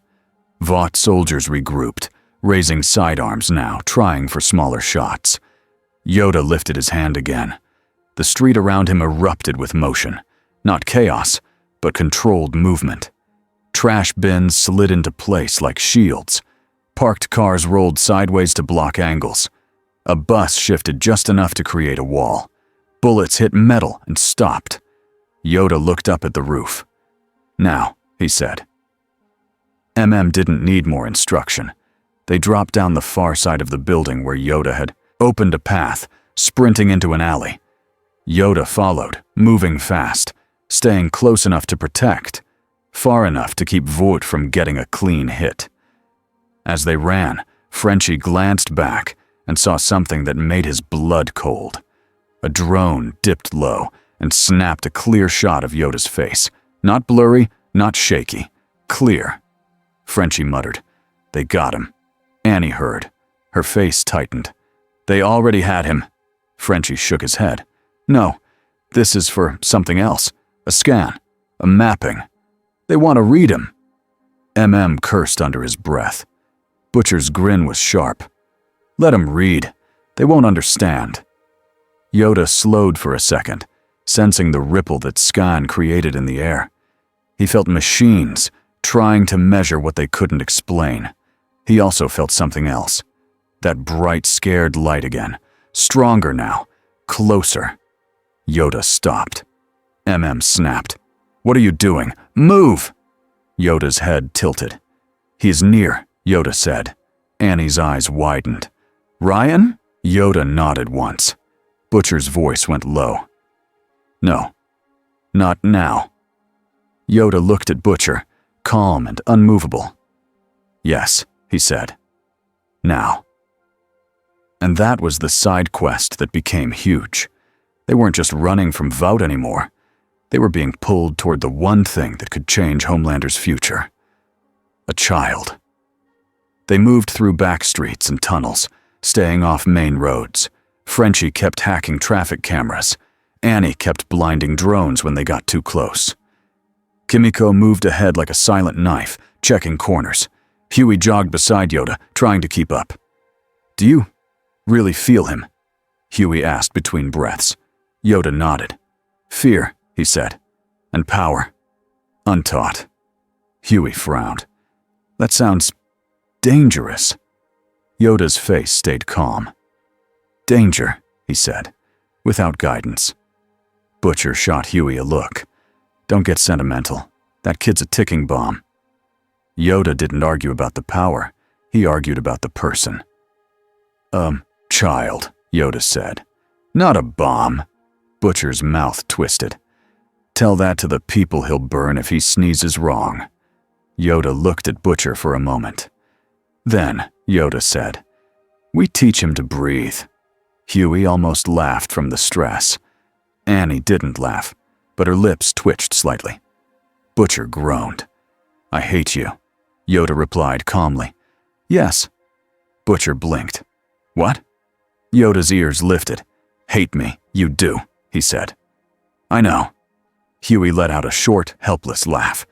Even MM snorted once, like the universe had accidentally told a joke. They reached a quiet neighborhood with too many fences and too few people outside. The kind of place where money hid behind bushes. A black SUV rolled slowly past, windows dark. MM grabbed Annie's arm and pulled her back behind a hedge. That's Vought, MM whispered. Frenchie peered through leaves. They are not searching. They are guarding. Yoda's eyes narrowed. The bright, scared light was inside one of the houses, the biggest one. Butcher's face turned hard. That's him. Huey's throat went tight. Ryan's here? Annie nodded slowly. They keep him in safe places. Safe from the world. Not safe from his dad. Yoda stood still, listening. He could feel another presence nearby, too. Not Ryan. A larger storm. Not here yet, but moving. Homelander. Coming. Yoda looked at the group. We have, he said. Little time. Butcher's voice was low. We grab the kid and we run. Annie shook her head. It's not that simple. He might not trust us. He might scream. Vought will swarm. MM looked at Yoda. Can you calm him? Yoda nodded. Yes. Butcher's eyes narrowed. And if Homelander shows up? Yoda's gaze hardened slightly. Then, he said, we protect. Kimiko signed something quickly with her hands, eyes sharp. Huey understood enough to translate. She says we need a quiet way in, Huey said. Frenchie pointed to the side gate. Service entrance, likely cameras. Annie took a breath. I can fry the cameras. Butcher grabbed her wrist. No big light show. We want quiet. Annie yanked her wrist free. I know. They moved. Annie slipped to the side, touched a hand to the metal camera housing, and sent a tiny burst of electricity. The camera died with a soft pop. No alarm. Frenchie picked the lock. Kimiko slid through first, silent. MM followed, Huey and Annie behind. Butcher last, gun ready. Yoda waited until everyone was in. Then he stepped through the gate like it didn't matter who owned it. Inside the yard, everything was perfect. Trim grass, clean stones, no toys left out, like a child wasn't allowed to be messy here. That made Yoda's ears dip. They reached the back door. Frenchie worked on the lock again. Huey's hands shook. What if he doesn't come with us? Butcher hissed. Then we drag him. Yoda's voice was quiet. No, he said. Butcher glared. Not now. The lock clicked. The door opened. They entered a hallway that smelled like expensive soap. A TV played softly in another room. Cartoons, bright colors, laugh track. The sound felt wrong in this tense house. They followed it. In the living room, Ryan sat on the floor, holding a controller, eyes focused on a game. He looked up. His face changed fast, like he wasn't sure if he should be scared or excited. He didn't recognize them, not really. Maybe he had seen Annie once. Maybe not. But he saw Yoda, and Ryan froze. Not because Yoda looked like a monster, because Ryan felt something. A calm that wasn't fake. A calm that didn't want anything from him. Yoda took a slow step forward. Ryan's voice was small. "Are you real?" Yoda nodded once. "Yes," he said. Ryan stared at Yoda's ears, then his robe, then his face. "You're on TV," Ryan said. Yoda's eyes softened. "On TV?" he repeated, as if the idea was strange. Annie crouched, slowly, trying not to spook him. "Hey, Ryan, we're friends. We just want to talk." Ryan's eyes flicked to Butcher's gun. His body tensed.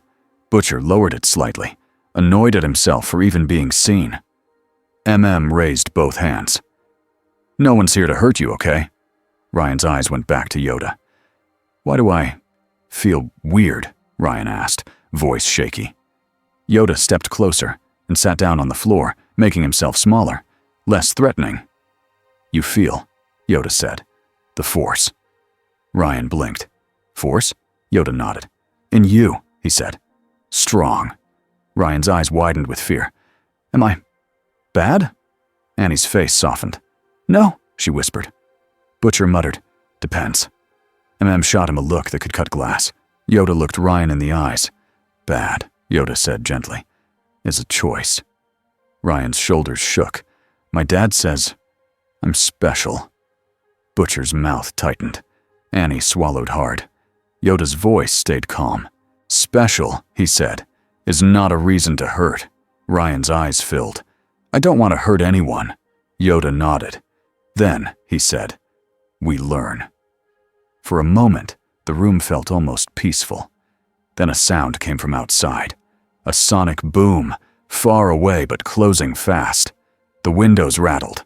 Everyone in the room froze. Annie's face went pale. "No."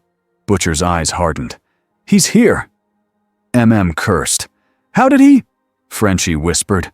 "The drone scan. They tracked him." Yoda didn't move, but his focus sharpened. He felt Homelander like a storm rolling over the house. Ryan heard it too. His eyes went wide. "Dad," Ryan whispered. The air pressure changed as something huge hovered outside. A shadow passed over the room through the curtains. Then a voice, cheerful and terrible, called from outside like he was knocking on a neighbor's door. "Ryanen," Homelander sang. "Buddy, I'm home!" Ryan's whole body went stiff. Huey's heart pounded, so hard it hurt. Butcher's hand tightened on his gun. Annie's hands glowed faintly. Yoda stood slowly. He looked down at Ryan. "Stay behind," Yoda said. Ryan grabbed Yoda's robe without thinking, like a child grabbing a parent. "I don't want him mad," Ryan whispered.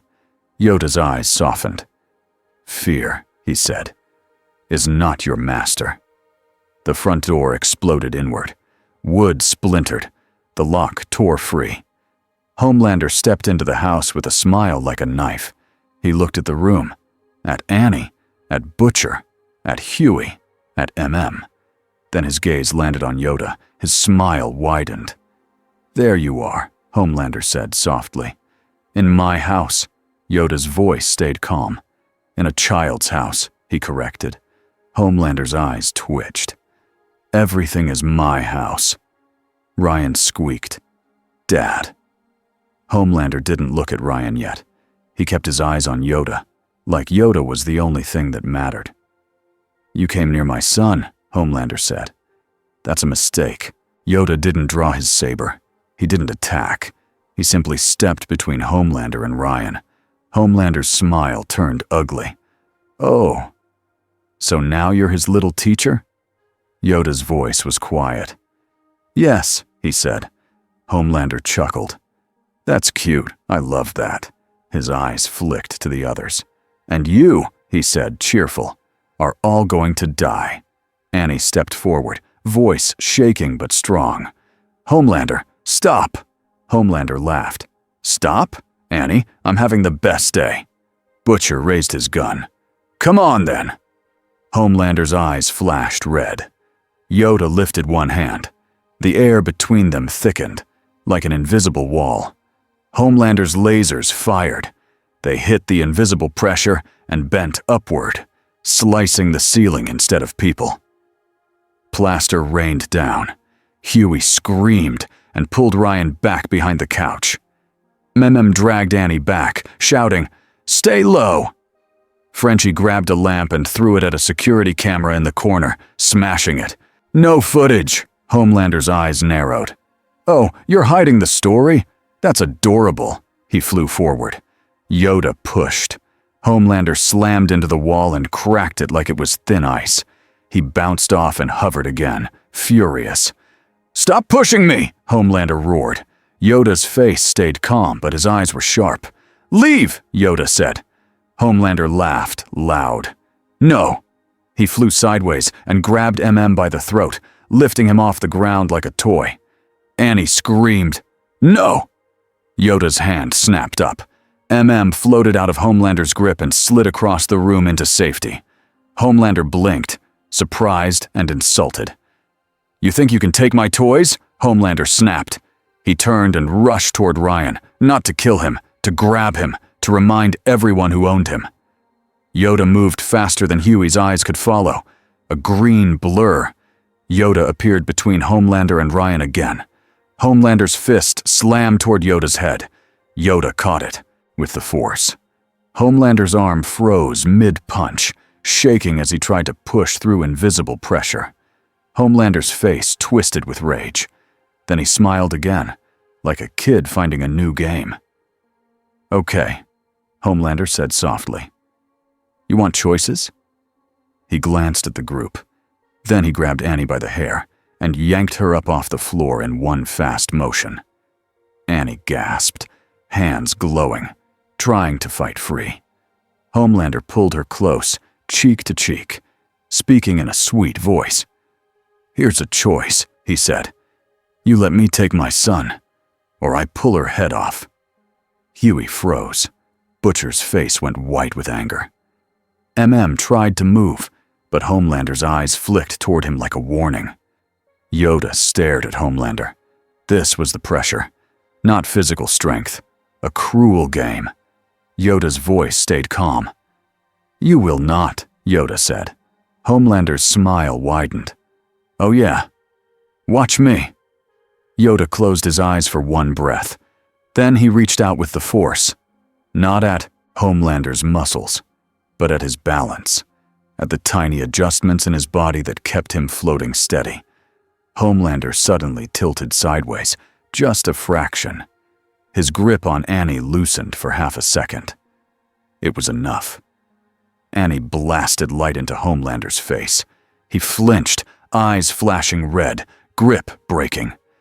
Yanked Annie down behind the couch, but Homelander recovered instantly, furious, and the house shook as he slammed his fist into the floor.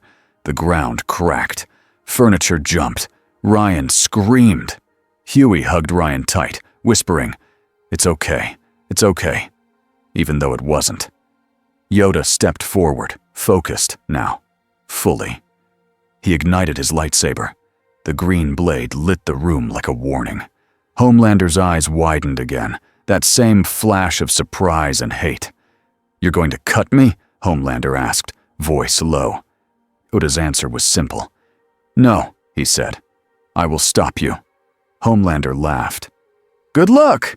He lunged. Yoda moved. The fight stayed inside the house for only a few seconds before it broke out. Because Homelander couldn't stand being blocked in a small space, he blasted through a wall and flew outside, dragging the fight into the open air. Yoda followed, leaping through the broken wall with control.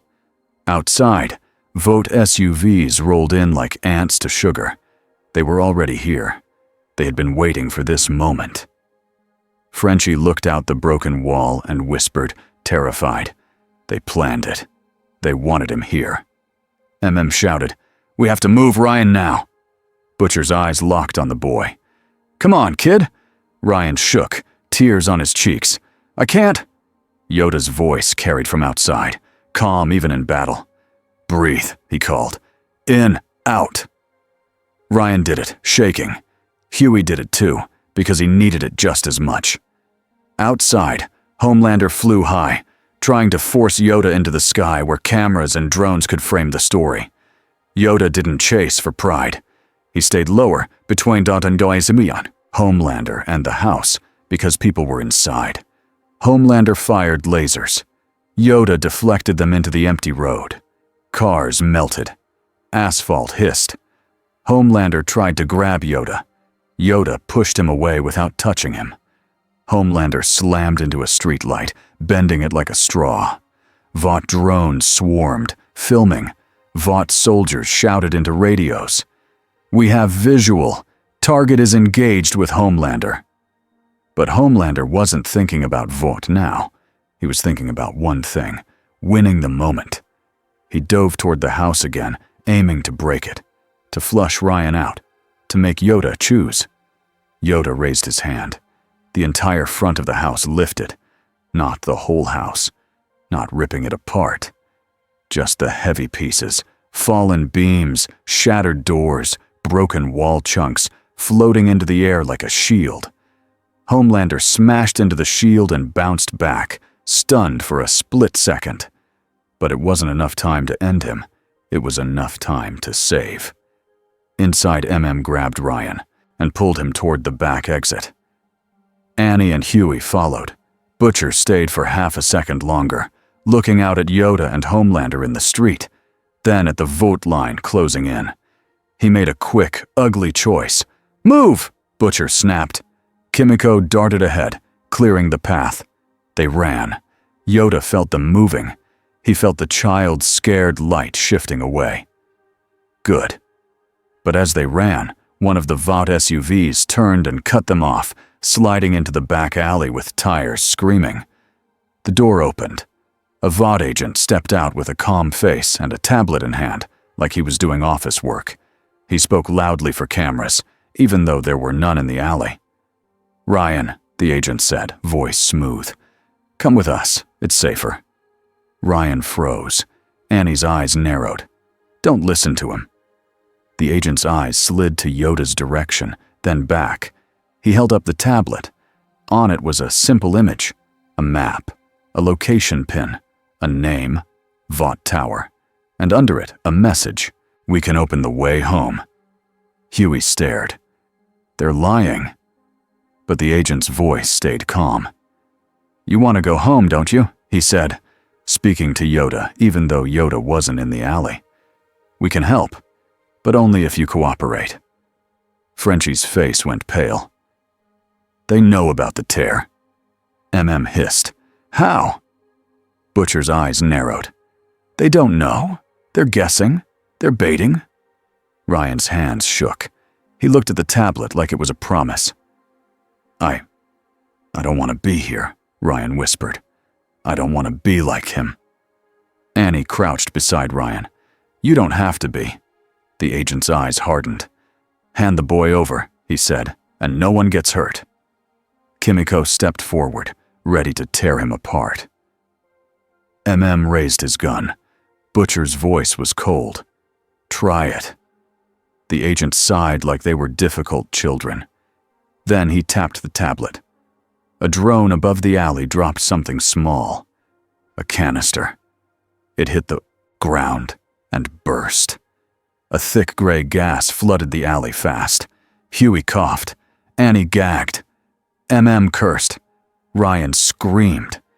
The gas wasn't poison meant to kill. It was meant to confuse, to separate, to make people stumble.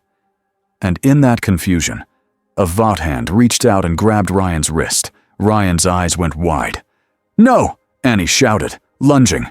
Kimiko sprinted, fast as lightning. But the agent had planned for Kimiko too. A second canister burst with an electric snap. A net of crackling wires shot across the alley and wrapped Kimiko mid-run.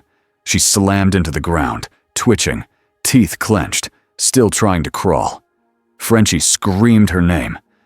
MM fired, but the agent ducked behind the SUV door. Annie blasted light, but the gas made it hard to aim. Huey coughed and grabbed Ryan's other arm. "Ryan, stay with us!" Ryan cried, eyes squeezed shut. And then something happened.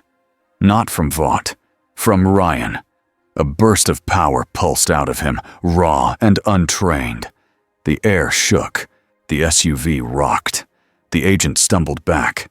The gas cloud blew outward. Everyone froze, shocked. Ryan stared at his hands, terrified. I didn't mean Yoda's voice came, not loud, but clear, from the street behind them as he arrived. "Breathe," Yoda said, stepping into the alley. Homelander was still outside, but for the first time he wasn't the closest danger, because the Vought agent saw Yoda and smiled, like this had been the real goal. He lifted the tablet again, and this time the screen showed a live feed. Vought drones, Vought cameras, Yoda's face, clear, and a data stream beside it. Numbers, graphs, a scan. Frenchie's eyes went wide. They are mapping him, his energy, everything. Yoda felt it too. A cold machine reading what it could not understand. He reached out with the force to crush the tablet, but the agent was ready. He tossed the tablet backward into the SUV. The door slammed. The SUV reversed hard, tires screaming, and sped away down the alley. Fired again, bullets pinging off metal. But it was too late. They didn't just try to take Ryan. They took something else. Information. A lead. A pattern. Yoda stood in the alley, lightsaber still ignited, breathing steady. He looked at the others. He looked at Ryan, shaking, tears on his cheeks. Then he looked toward the street where Homelander hovered, furious, watching his son from a distance like a possessive shadow. Yoda's eyes narrowed. This wasn't only a fight anymore. It was a race. Vought now had clean scans and proof and a story to sell. Homelander now knew Yoda cared about a child, and Ryan had just shown everyone that he was powerful enough to be hunted forever. Yoda's voice was quiet, but it carried weight. "Now," he said, "they will come. Smarter." Butcher coughed, wiped his mouth and laughed once, bitter. "Smarter," Butcher said. "Great, because this wasn't fun enough." Annie pulled Ryan close. "We're not giving him back." MM nodded. "Not happening." Frenchie knelt by Kimiko, ripping wires off her with shaking hands. Kimiko growled softly, eyes burning with anger. But she was alive. Huey looked at Yoda, voice small. "What do we do?" Yoda looked down at Ryan, then up at the sky, where drones still circled like hungry flies. Then at Homelander, who floated with a smile that wasn't a smile at all. Yoda's answer was simple. "We protect," he said. "We teach. We endure." Butcher snorted. "And when the Cape Psycho comes again?" Yoda's gaze stayed steady. "Then," Yoda said, "we choose. Not fear." As they fled the alley and vanished into the city again, the screens across town updated once more. This time, the headline wasn't just about a fight. It was about a kidnapping. And the picture under it was Ryan's face, blurred, but recognizable. Vought's voice said the words everyone would repeat by nightfall. An alien extremist has taken Homelander's son. Yoda felt the lie, spread like smoke. He also felt something else spread, in smaller numbers, quieter voices. Hope. Because some people had seen the bombs stop. Some people had seen the lasers blocked. Some people had seen a tiny stranger choose rescue over glory. And that meant the world had changed. Not healed, not fixed, but changed. And in a world like this, even a small change was dangerous. Weeks passed, but the city never stopped buzzing. The difference was that now the buzzing had a name. Some people whispered it like a curse. Some said it like a prayer. Most said it like it was a celebrity rumor they could argue about at lunch. Green terror, green savior, the little green soup, the alien monk. Vought pushed one story on every screen. But stories were messy things. Once they spread, they grew extra heads.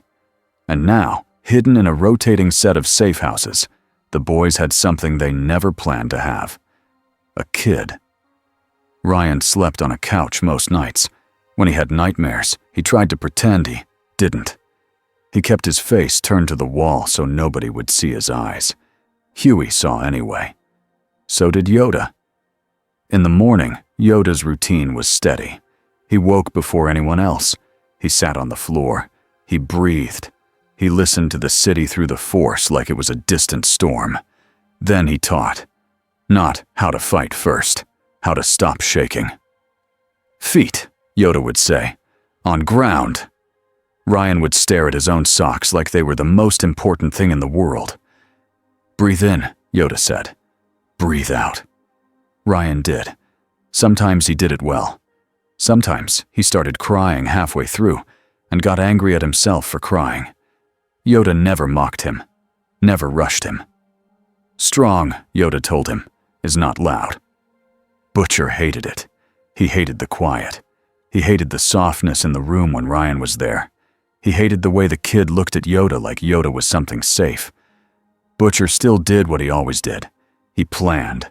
He watched vote shipments on hacked maps. Nosiua cursed at news anchors. He sharpened knives and told himself it was for focus, not stress. Then he took Temp 5 twice in 1 week and didn't tell anyone. Noticed anyway. Noticed everything. Annie came and went more than before. She had contacts inside Vought she didn't like using, but she used them anyway. Each call felt like stepping into a room full of smoke. Frenchie built new toys, not for fun, for survival. Noise jammers, drone scramblers, a small device that could steal a live broadcast for a few seconds if you got close enough to the right truck. Kimiko stayed close to Ryan even when she didn't speak to him. She watched him the way a guard dog watched a door. Ryan watched her too. He didn't know what to say to her, but he didn't feel scared of her.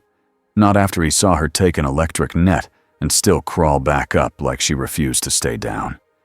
And over all of it, like a bad weather forecast that never changed, hung one fact. Homelander was not going to let this go. He showed up on TV almost every day with a calm smile and sad eyes, talking about his stolen son. He didn't shout.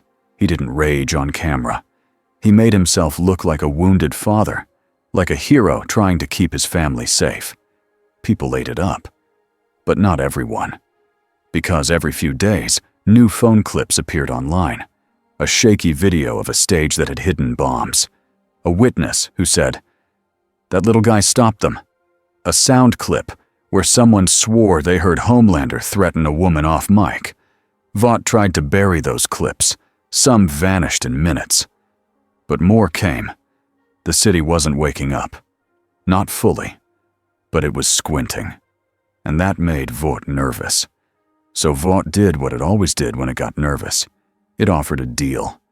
The offer came through a middleman first. A clean suit with clean teeth.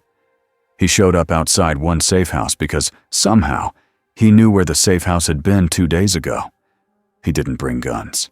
He brought a folder. Opened. The door just enough to see him, gun hidden, but ready. The man lifted the folder like it was a peace flag. "I represent interested parties," the man said. "We just want to talk." MM's eyes narrowed. "About what?" The man smiled.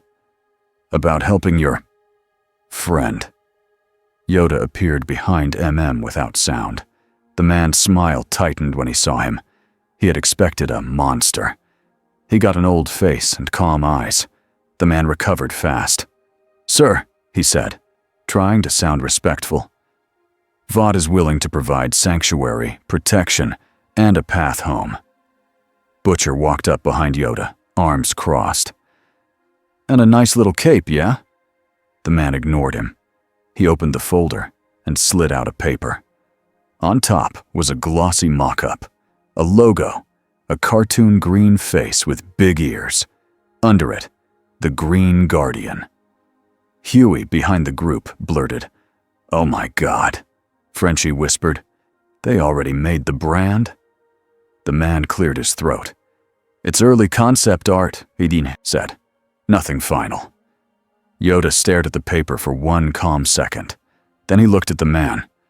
"Home," Yoda said. The man nodded eagerly. "Yes. Home. We have resources. Scientists. We can—" "Home," Yoda repeated, "is not bought." The man blinked. "I'm sorry?" Yoda's voice stayed quiet. "You offer a cage," he said, with soft words. The man's smile strained. "It's not a cage. It's a partnership." Yoda tilted his head. "A contract," he said, "is a chain." Butcher snorted. "He's got you there, mate." The man's eyes flicked to Butcher, then back to Yoda. "Vought is not your enemy," he said smoothly. "Vought is stability." Yoda's gaze hardened slightly. "Stability," he said, "built on fear." The man's face tightened.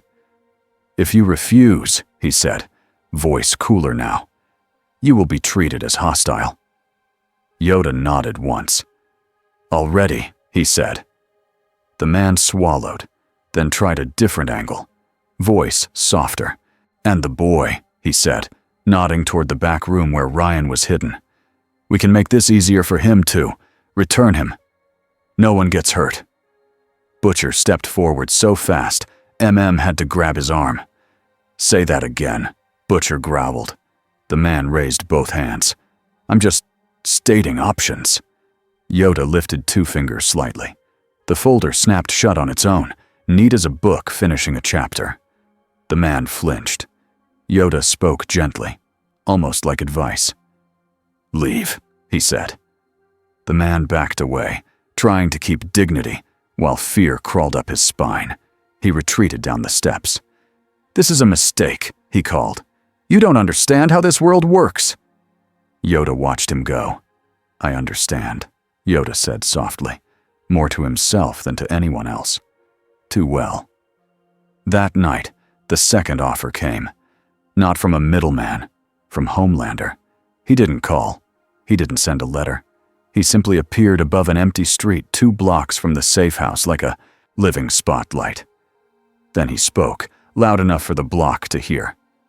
"I know you're near," Homelander said, voice cheerful. "Come out, let's talk." Everyone inside froze. Cursed under his breath. "How did he?" Frenchie whispered. "He can hear." "Smell. He's a monster radar." Butcher's grin was tight. "Or he's got help." Yoda stood and looked toward the door. Ryan grabbed his robe, eyes wide. "Is he mad?" Yoda crouched beside him. "He is," Yoda said, "but you're safe." Ryan's lips trembled. "He's my dad." Yoda's eyes softened. "And you are your own," he said. Outside, Homelander's voice turned sweeter. "I'm not angry," Homelander called. "I'm a dad. I just want my son back. And you, little green guy?" "I want to understand you," Butcher muttered. "Yeah, like a blender wants to understand a strawberry," Homelander continued, almost laughing. "You're strong. I respect that. I do. And I think, maybe you and I, we could do great things together." Annie's face went pale. "He's offering you a team-up." Homelander's voice sharpened slightly, like his patience had a time limit. "This world needs real power," he called, "not sneaky little rats in basements." Butcher barked. "Oi!" Homelander laughed loud. "See? Even now, they hate you. They're using you. But me? I can give you a place, a stage, a purpose." Yoda walked to the door, calm. Tried to block him. "Don't," said. "He wants you outside." Yoda looked up at "I will not," he said. "Hide from fear." He opened the door and stepped into the street. Homelander floated above, cape fluttering. Smile perfect. "There he is," Homelander said. "Hi." Yoda looked up. "Hello." Homelander descended a little, careful now. He remembered the blocked lasers. The shame. He didn't want another moment like that. "I'll be simple," Homelander said. "Give me my son. Join me." "We fix the world." Yoda's ears dipped slightly. "Fix," he repeated. Homelander nodded. "Yeah, we make it better. We make it safe." Yoda's eyes narrowed. "With fear?" Homelander's smile tightened. "With strength." Yoda's voice stayed calm. "Strength," he said. "Without kindness is cruelty." Homelander's eyes flashed red for a split second. He forced them back to normal. "Kindness," Homelander said, like the word tasted bad, "is for people who can afford it." Yoda shook his head slightly. "You can afford," he said. "You choose not to." Homelander's smile broke. "Okay," he said quietly. "Okay, so you're doing this. You're judging me." Yoda didn't deny it. "Yes," he said. Homelander's face twisted with rage. He lowered his voice. "You know what's funny?" Homelander said. "I was going to offer you something nice." Yoda waited. Homelander leaned closer, eyes cold. "I was going to offer you a way home." "Edgar thinks I'm stupid, but I'm not. I know you want out." Yoda's eyes narrowed. "You don't know." Homelander smiled, cruel. "Oh, I do. Everyone wants out sometimes." He floated higher, looking down like a king looking at dirt. "So here's my new offer," Homelander said. "You leave, you vanish, you stop messing with my life, and I won't kill your little friends." Yoda's gaze hardened. "Threats," he said. "Again." Homelander shrugged. "That's what I do." Yoda's voice was quiet, but it carried. "Then you will always be," he said, "alone." For 1 second, Homelander's face flickered. Not anger.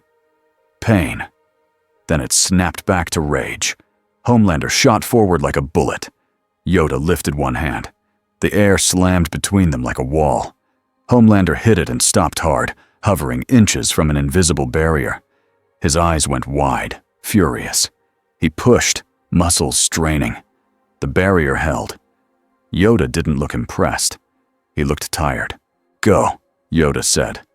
Homelander bared his teeth. "Not without my son." Yoda's hand tightened. Homelander flew backward, shoved away down the street.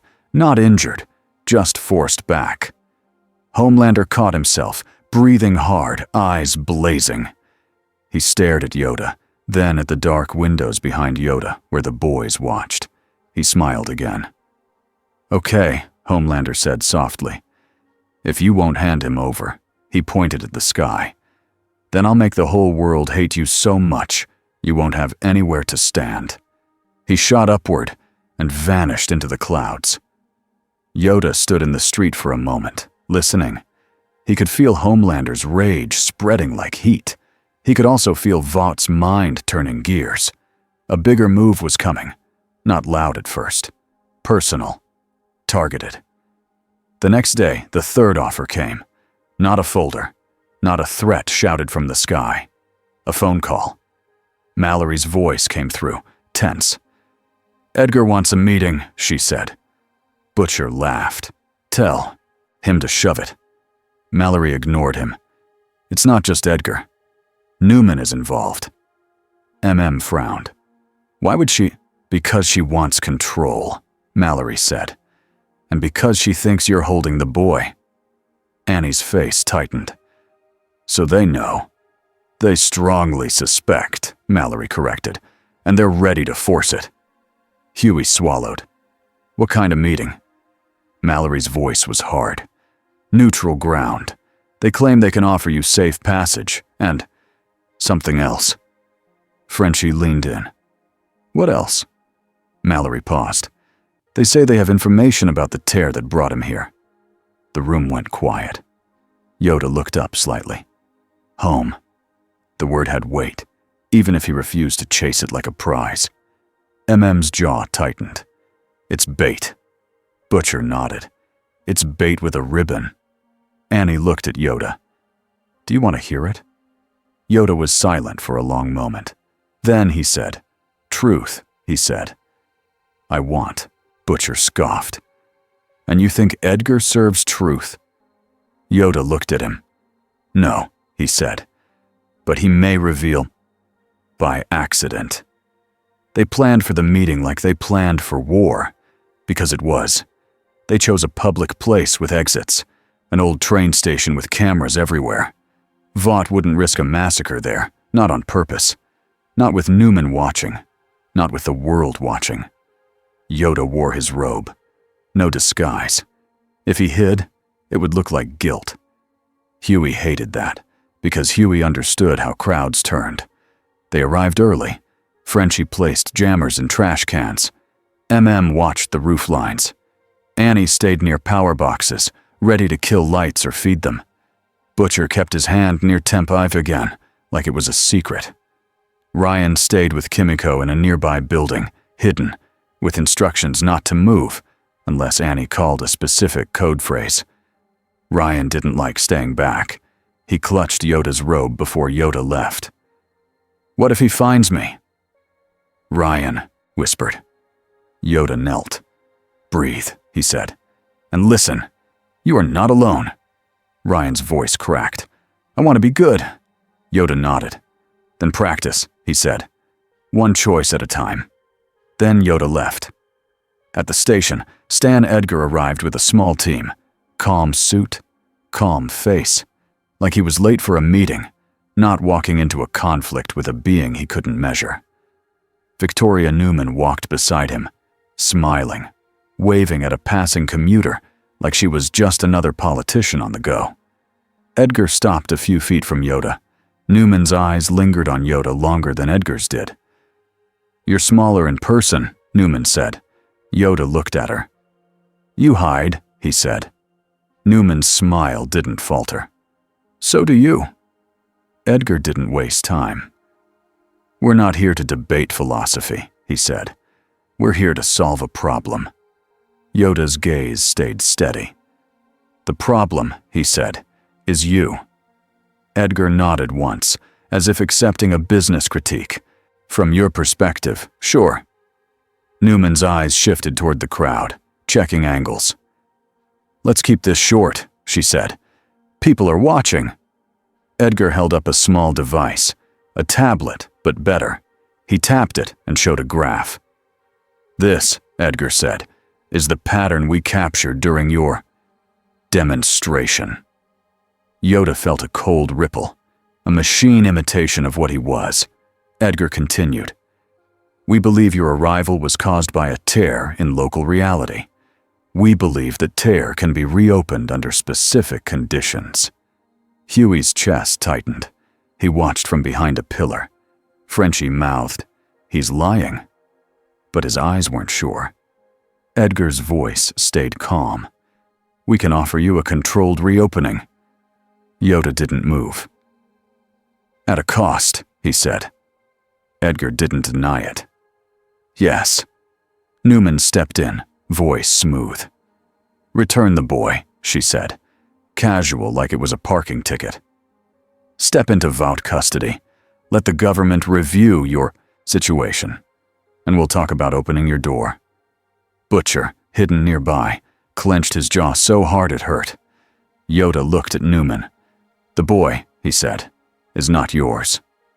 Newman's smile turned faintly annoyed. He's a citizen. He belongs with his family. Yoda's eyes hardened. Family, he said, is not ownership. Edgar folded his hands.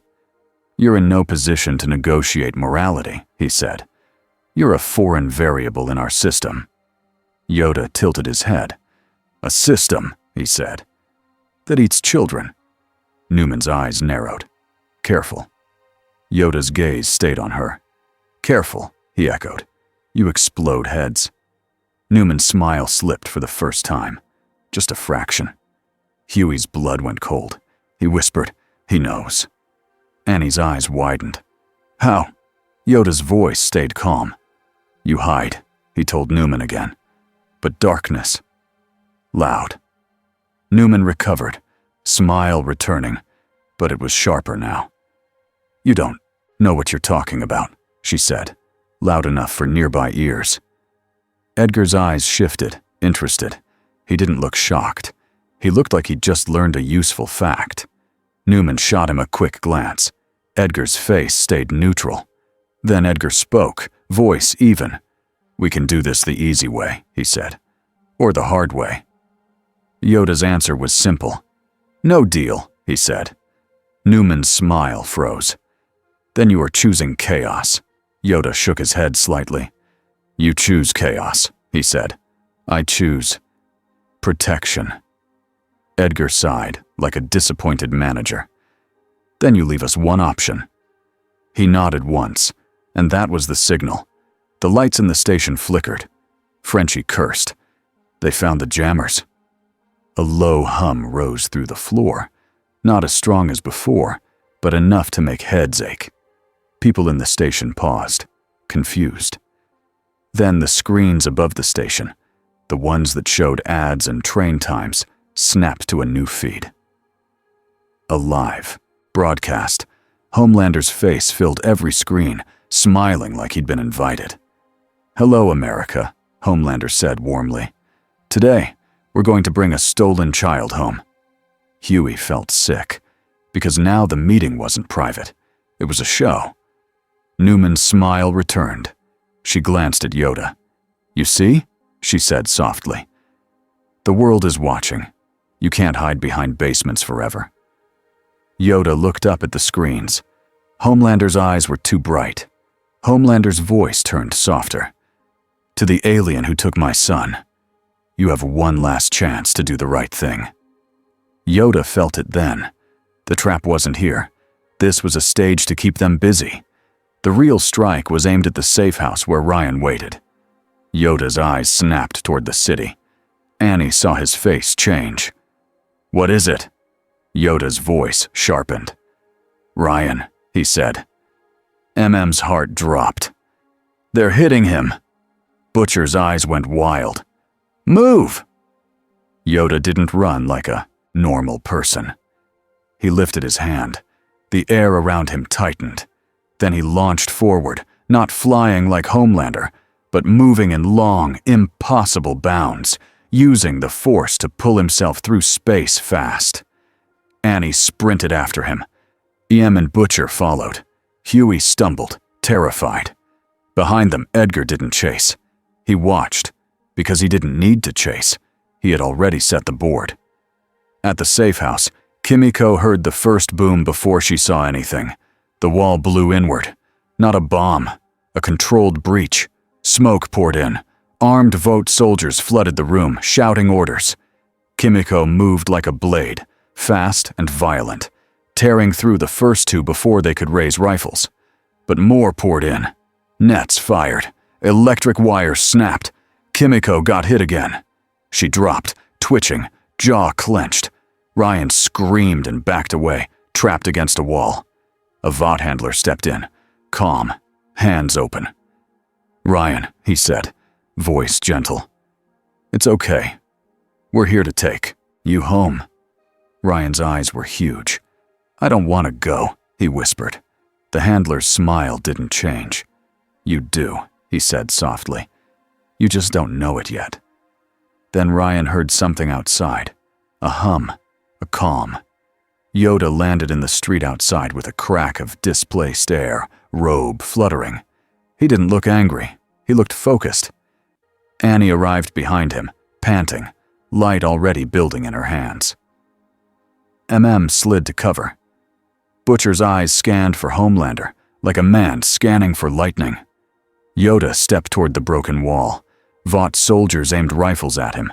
Yoda lifted one hand. Every rifle locked in place, pinned by invisible force. The soldiers strained. Their fingers couldn't pull triggers. Yoda walked through the doorway as if the guns were toys. Inside, Ryan stared at him like he'd just seen the sun appear in a dark room. Master, Ryan started, then stopped. confused by the word. Yoda didn't correct him. He just held out a hand. "Breathe," Yoda said. Ryan's chest hitched. He tried. He did. The handler stepped forward quickly, voice still soft. "This is dangerous," he said. "Come with us, Ryan." Yoda looked at the handler. "Leave," he said. The handler swallowed, eyes flicking to the pinned soldiers. "We have orders," he said. Yoda's gaze stayed steady. "Orders," he said. "Do not excuse evil." The handler's smile fell away. "You don't understand," he hissed. "He's Homelander's. This isn't your—" The wall behind Yoda exploded outward. Homelander hovered in the hole like a god of violence, eyes glowing red, smile gone. "There you are," he said, voice low. "With my son." Ryan flinched like the air had slapped him. Yoda stepped in front of Ryan, saber not ignited yet. Homelander looked at Yoda and laughed. Sharp. "You really think you're his dad now?" Yoda's voice stayed calm. "He's not yours," he said. Homelander's eyes widened. The rage surged. He moved so fast the room blurred. Yoda ignited his saber in the same moment. Green light filled the broken house. Homelander's lasers fired. Yoda angled the blade and redirected them into the ceiling. The ceiling burned. Beams fell. Annie grabbed Ryan and pulled him behind a thick wall, shouting, "Stay down!" Dragged Kimiko back from the nets, yanking wires off her with shaking hands. Butcher lifted his gun, then froze, because shooting in this room would hit Ryan before it hit anyone else. Homelander lunged again, trying to grab Ryan through Yoda. Yoda shoved him back with the force, slamming Homelander into the remaining wall. The wall cracked. Homelander tore free instantly, more angry that he was being pushed than hurt by the hit. "You're making this hard," Homelander growled. Yoda's eyes narrowed. "You make," he said, "everything hard." Homelander's smile returned, thin and cruel. "Fine." He turned his head slightly, listening. Outside, cameras whirred, drones hovered, and the screens in the city were still playing the live broadcast. Homelander knew it. He could feel the eyes. So he changed the game again. He softened his voice. "Ryan," he called, like a gentle dad. "Buddy, come here. It's okay. I'm not mad." Ryan trembled behind the wall, eyes full of fear. Homelander's voice stayed sweet. "They're lying to you. They're using you. I'm your family." Yoda kept his stance, but his eyes flicked toward Ryan. Homelander smiled wider. Then Homelander spoke louder, for the microphones outside. "Please," he said, voice breaking on purpose. "Just give me my son back." Annie's stomach dropped. "He's acting." Butcher hissed. "He's always acting." Yoda felt it too. The lie was thick. But the cameras didn't feel lies. They felt images. Homelander took one slow step forward, hands open. "Let him go," he said softly to Yoda. "You can leave. I won't chase you." Yoda didn't move. Homelander's eyes flashed red for a split second. Only Yoda saw it. Then he whispered, so only Yoda could hear. "If you don't give him to me," Homelander said, "I will burn this entire block, and I will blame you." Yoda's gaze hardened. This was the choice. Not about strength, about what kind of world Ryan would grow up in. Yoda turned his head slightly toward Annie. Annie understood without words. She pulled Ryan farther back. Got Kimiko to her feet. Kimiko swayed, but stayed standing. Frenchie's voice crackled through an earpiece, panicked. "We have about 30 seconds before more units arrive." Homelander's smile stayed gentle for the cameras. His eyes stayed hungry for control. Yoda took a slow breath. Then he did something no one expected. He didn't attack Homelander. He didn't run. He lifted his free hand and reached outward, past the broken walls, past the drones, toward the nearest Vought camera rig. The rig shook. A technician outside shouted, "What the hell?" The rig floated into the air, pulled through the broken opening, and hovered in front of Yoda. A live lens stared at him. On screens across the city, the image jumped. People saw Yoda's face clearly now. Not a blurry alien. Not a demon. An old face. Calm eyes. Yoda spoke into the lens, voice simple and clear. "They lied," he said. Homelander's smile froze. "What are you doing?" Yoda continued, eyes on the camera. "Bombs," he said. "Understage. Vought did it." Homelander lunged to break the camera. Yoda flicked his hand. Homelander slammed into an invisible wall again, blocked midair, furious. Yoda held the camera steady. "A child," he said, "is not a weapon. Not a prize." Ryan watched from behind the wall, shaking.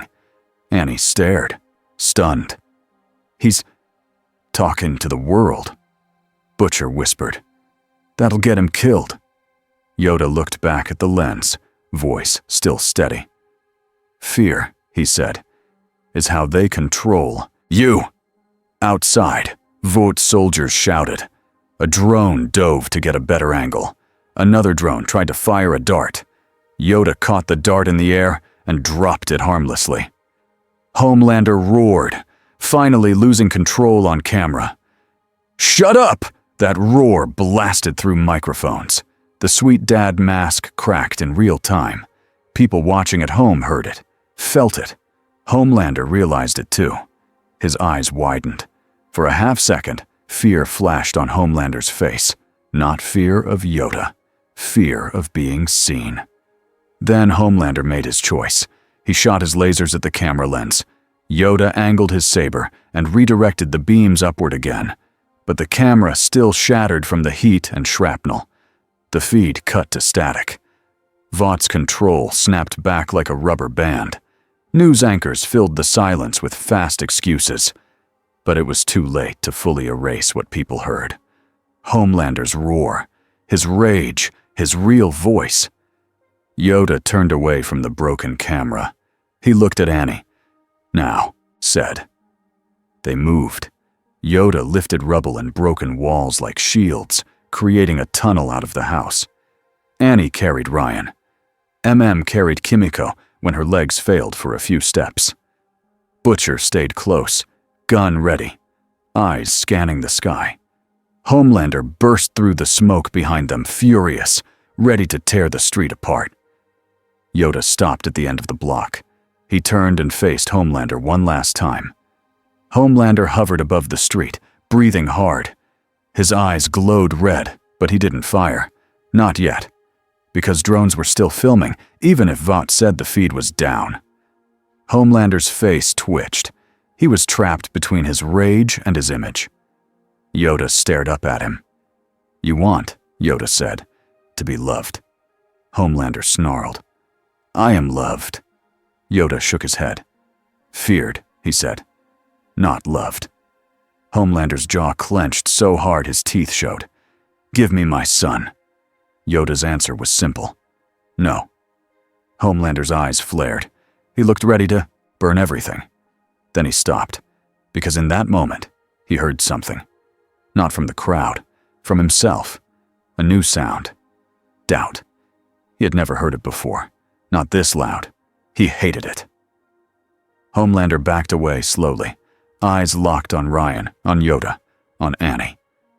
"This isn't over," he said, voice low. Yoda nodded once. "No," he said. "It is not." Homelander shot upward and vanished, leaving a shockwave that rattled windows.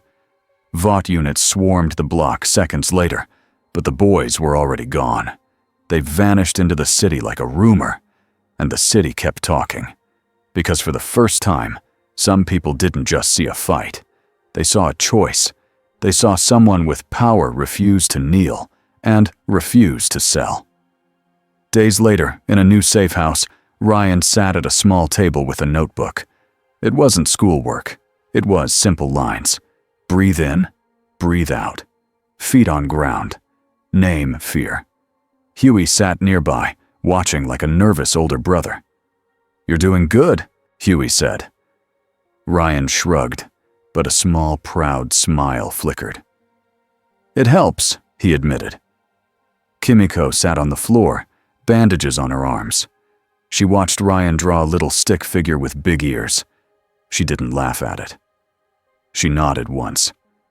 Annie stood by the window, looking out at the city lights.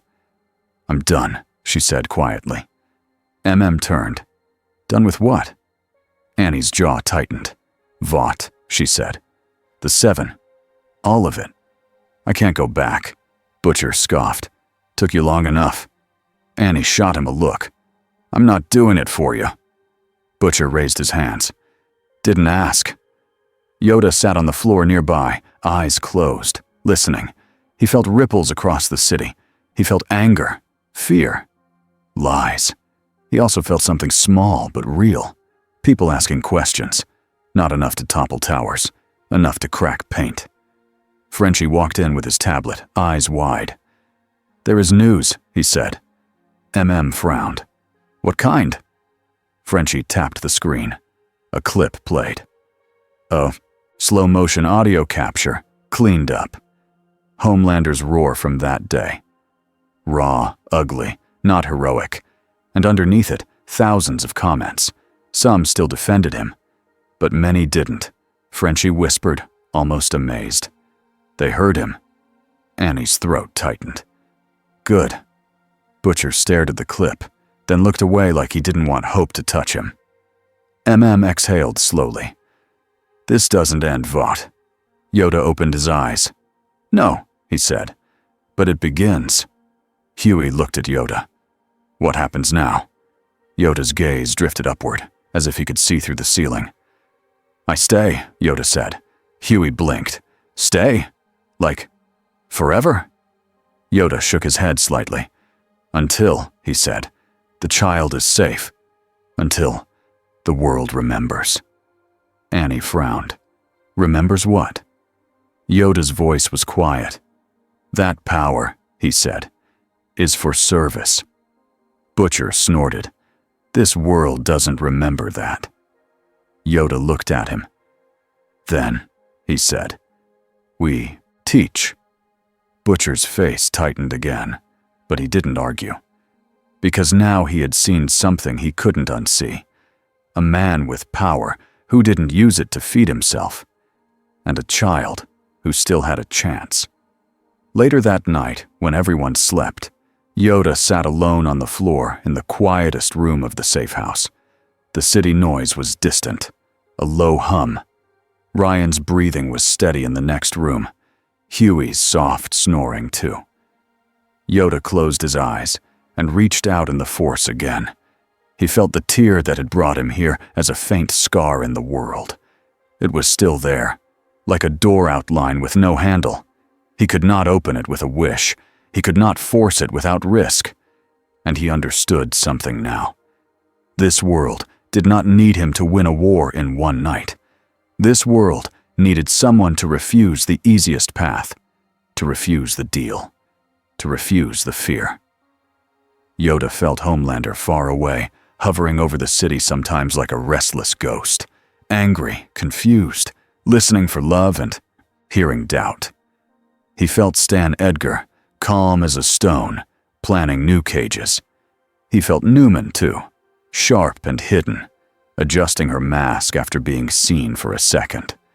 The game would continue. But the board had changed. Yoda opened his eyes. He looked at the dark window, where the city lights blinked like distant stars. In a small voice, meant for no one but the Force, he spoke. "Hope," Yoda said. "A practice it is." He sat still, breathing slow, staying present. Outside, the world kept moving. But somewhere inside it, a child was learning to breathe instead of burn. And that was enough for tonight.